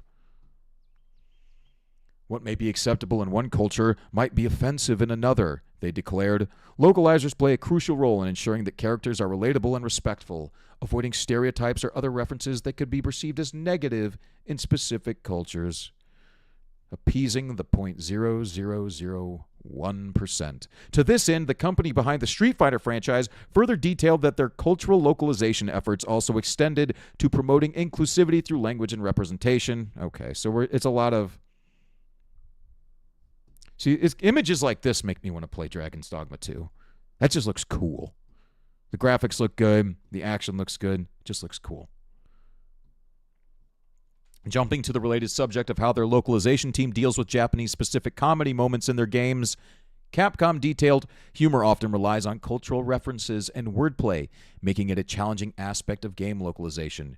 Translators must carefully navigate puns, jokes, and cultural references to maintain the intended comedic effect, noted the iconic video game entity. This requires a deep understanding of the target audience's sense of humor while staying true to the original wit. Okay. How much longer we got here? This is not much longer. Drawing their thoughts to a close with one final note on their approach to language localization, Capcom ultimately affirmed maintaining consistency in terminology is crucial for a smooth and coherent gaming experience. If you want to maintain consistency, if you want it to be a smooth transition, if you want it to be coherent, then just give me the game. Just translate it into English. Oh, there's some but. Translate it into English and just give me the game. Then you don't got to worry about it. This applies not only to translating words, but also to ensuring that game mechanics, instructions, and lore are consistently represented across languages, they concluded. Establishing a cohesive language system helps prevent confusion and enhances the overall gaming experience for players worldwide. Interestingly, as noted above, this is not the first time Capcom, whose own history of international censorship includes covering up Ashley and Ada's default outfits in the Resident Evil 4 remake, editing out Japanese rising sun imagery from E Honda's stage in the Capcom Fighting Collection release of Street Fighter 2. I didn't know they did that. That's stupid. And completely removing Armika's butt slap from her Super Arts animation in Street Fighter V, has attempted to run defense for their localization practices. In 2023, a social sustainability statement, oh God, published to their official investor relations page, the company argued that depending on the country, simply translating games developed under Japanese norms can end up hurting others unexpectedly due to historical, religious, or cultural differences. Jesus Christ, dude. As such, they added, we focus on employing staff from around the world to culturalize the game so they can be enjoyed by all, regardless of locale. And I'm going to scroll down here real quick. I don't think, even though it's a video game, I don't think I could show that on screen for a long time because YouTube is pussified. But there it is. There's a video game butt. A mod restores Armika's Hiromi original butt slap. Okie dokie. I don't mind it's there. I just don't think I can show it on YouTube for that long. So there you go. One more down. One more down. Yep. Bye, Capcom. Goodbye. Goodbye, Capcom. No, that's just okay. So we're gonna wrap it up pretty quick. But one thing that has happened with this show in its very short lifespan is that it has quickly evolved into being kind of an all-encompassing news show in a way, in the sense that if there's, I like to bring you the crazy stories, the wild stories and everything, so we can all point and laugh at them together and just kind of try to make sense of it, have a discussion and try to make sense of our crazy world. And I also want to bring you things that are of great import. I want to bring you stories that are possibly and probably going to affect everyone on the planet, right? I mean, if it's news, it's news. So we're going to touch on this real quick. I'll just jump into it and we'll go from there. But you probably heard, and again, I'm not taking sides here. I'm not. I repeat, I am not. But you probably heard, it's all over the place, that Iran did, in fact, attack Israel. And again, I want to make this, before anyone jumps to anything, I want to make this very, very, very, very, very clear. I want to make this extremely clear. I am not going to take a side in this. I am not. I don't want people to die. I don't want innocent people to die. Wherever they are, I don't want innocent people to die. And I don't care what happens in the Middle East. Okay? I don't think we have any business being over there because America, North America, David, and Canada, we have so many problems that until we get every single one of those problems fixed, I don't think we have any business thinking about any other country. That's it. I'm not taking a side. But it is news, and I just want to give you a few little updates on it, and we won't get into the deeper this or that's of anything, just news. Okay? I will report it, and you can say whatever you like about it. If for some reason I get a different show, or some reason it's something we want to do, we can talk about it, but I know that's why people wouldn't come here, so But here we go. So yesterday when I got home from Civil War, I opened up, I think it was Telegram, and saw that at around, I believe it was 5 p.m. Central Time. So it's about, I think it was 11 p.m. Standard Time, 11 p.m. Standard Time over in the Middle East, over in Israel. Iran launched a series of drone and ballistic missile attacks in different waves, and what they were attempting to do was to confuse the Iron Dome defense system of Israel, which is this incredibly high-tech advanced aerial defense system. So if any missiles come in, it shoots down the missiles, shoots down the drones, shoots down the planes. This very, very high-tech advanced system. And now we'll read a little bit of this, but from what I could tell, there have not been casualties reported. There haven't been a whole bunch of video or anything of, great big metro areas laid waste. I haven't seen any of that. None of that. Let me check something real quick. Did my stream? No, it's okay. It's still going. But anyway, update, and we'll just go down. This is Zero Hedge. Update, midnight Eastern. It's just after 7 a.m. Israeli, so this was back at 11 p.m. just last night, Central Time. Just after 7 a.m. Israeli local time, and Israel's military is reporting the Iranian attack has stopped, several hours after Iran said its limited operation has concluded, which involved an unprecedented hundreds of suicide drones as well as ballistic missiles sent against Israel in retaliation for the April 1st Israeli attack on Iran's embassy in Damascus. Below is the top story from the English language Times of Israel. Hebrew media reports claim that not a single drone or cruise missile managed to infiltrate Israeli airspace. I don't believe that. I've seen video of some of the impact at nighttime video showing the ground clearly on fire and emergency vehicles clearly in the area. According to the unsourced reports, most ballistic missiles were also knocked down outside of Israeli airspace. I suppose that's possible. I suppose they could have been knocked down in the air and the debris fell to the ground, and that's what it was. A report in Yet says some 20 cruise missiles were down short of Israel's borders. The U.S., U.K., and Jordan helped take down many of the drones. Israel is reporting very little damage inside the country, though previously admitting minor damage against at least one key airbase in the south. After the enormous Iranian drone and missile swarm, a senior Israeli official had been quoted by Israel's Channel 12 as saying Iran's attack was a strategic failure. The official added in a threatening manner, now they can get ready and not sleep in peace. Israel's war cabinet appears to be readying a military response. Okay, again, we won't stay on this for too much longer, but just in regards to that, apparently, U.S. President Joe Biden told Prime Minister Benjamin Netanyahu that the U.S. will not aid any Israeli counterattack on Iran, U.S. media reports citing senior administration officials. Axios and CNN report that message was passed during a phone call between the pair. Axios reports that Biden told Netanyahu the U.S. will oppose any Israeli counterattack. CNN reports that Biden said the U.S. will not take part in any such counteraction. And let's see, and we'll wrap it up here a little bit.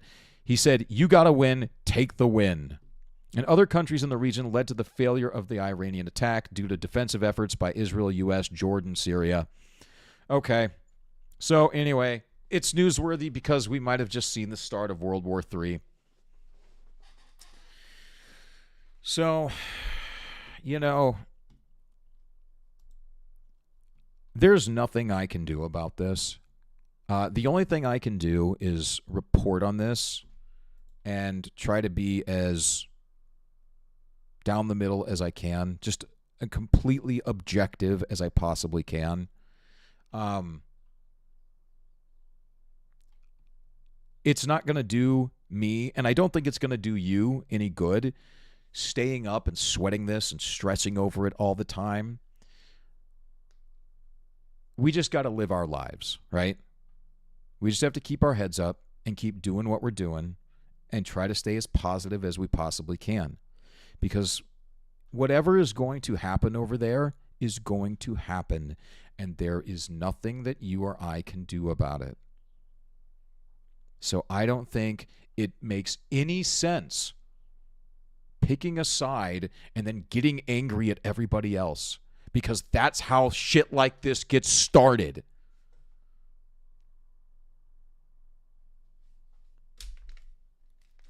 That's just me.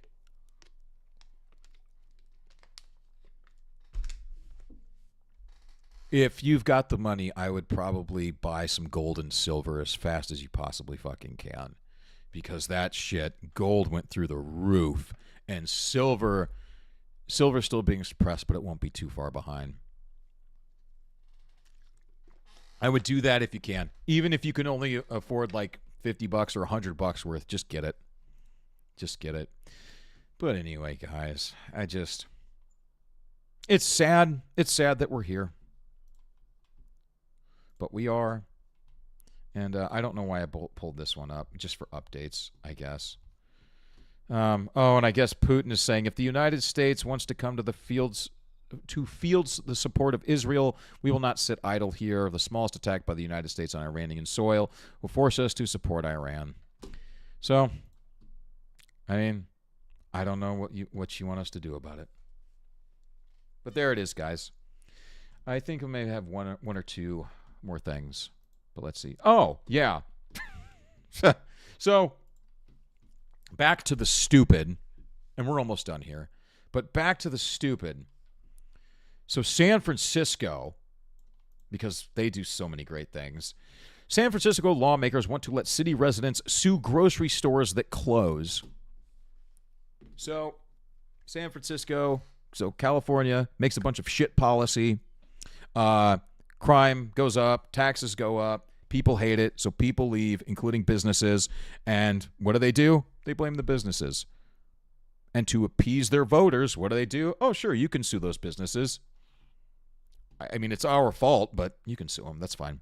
A pair of progressive San Francisco lawmakers are pushing a bill that would allow residents in the crime-ravaged city to sue grocery stores that close up shop if they don't give 6 months' notice.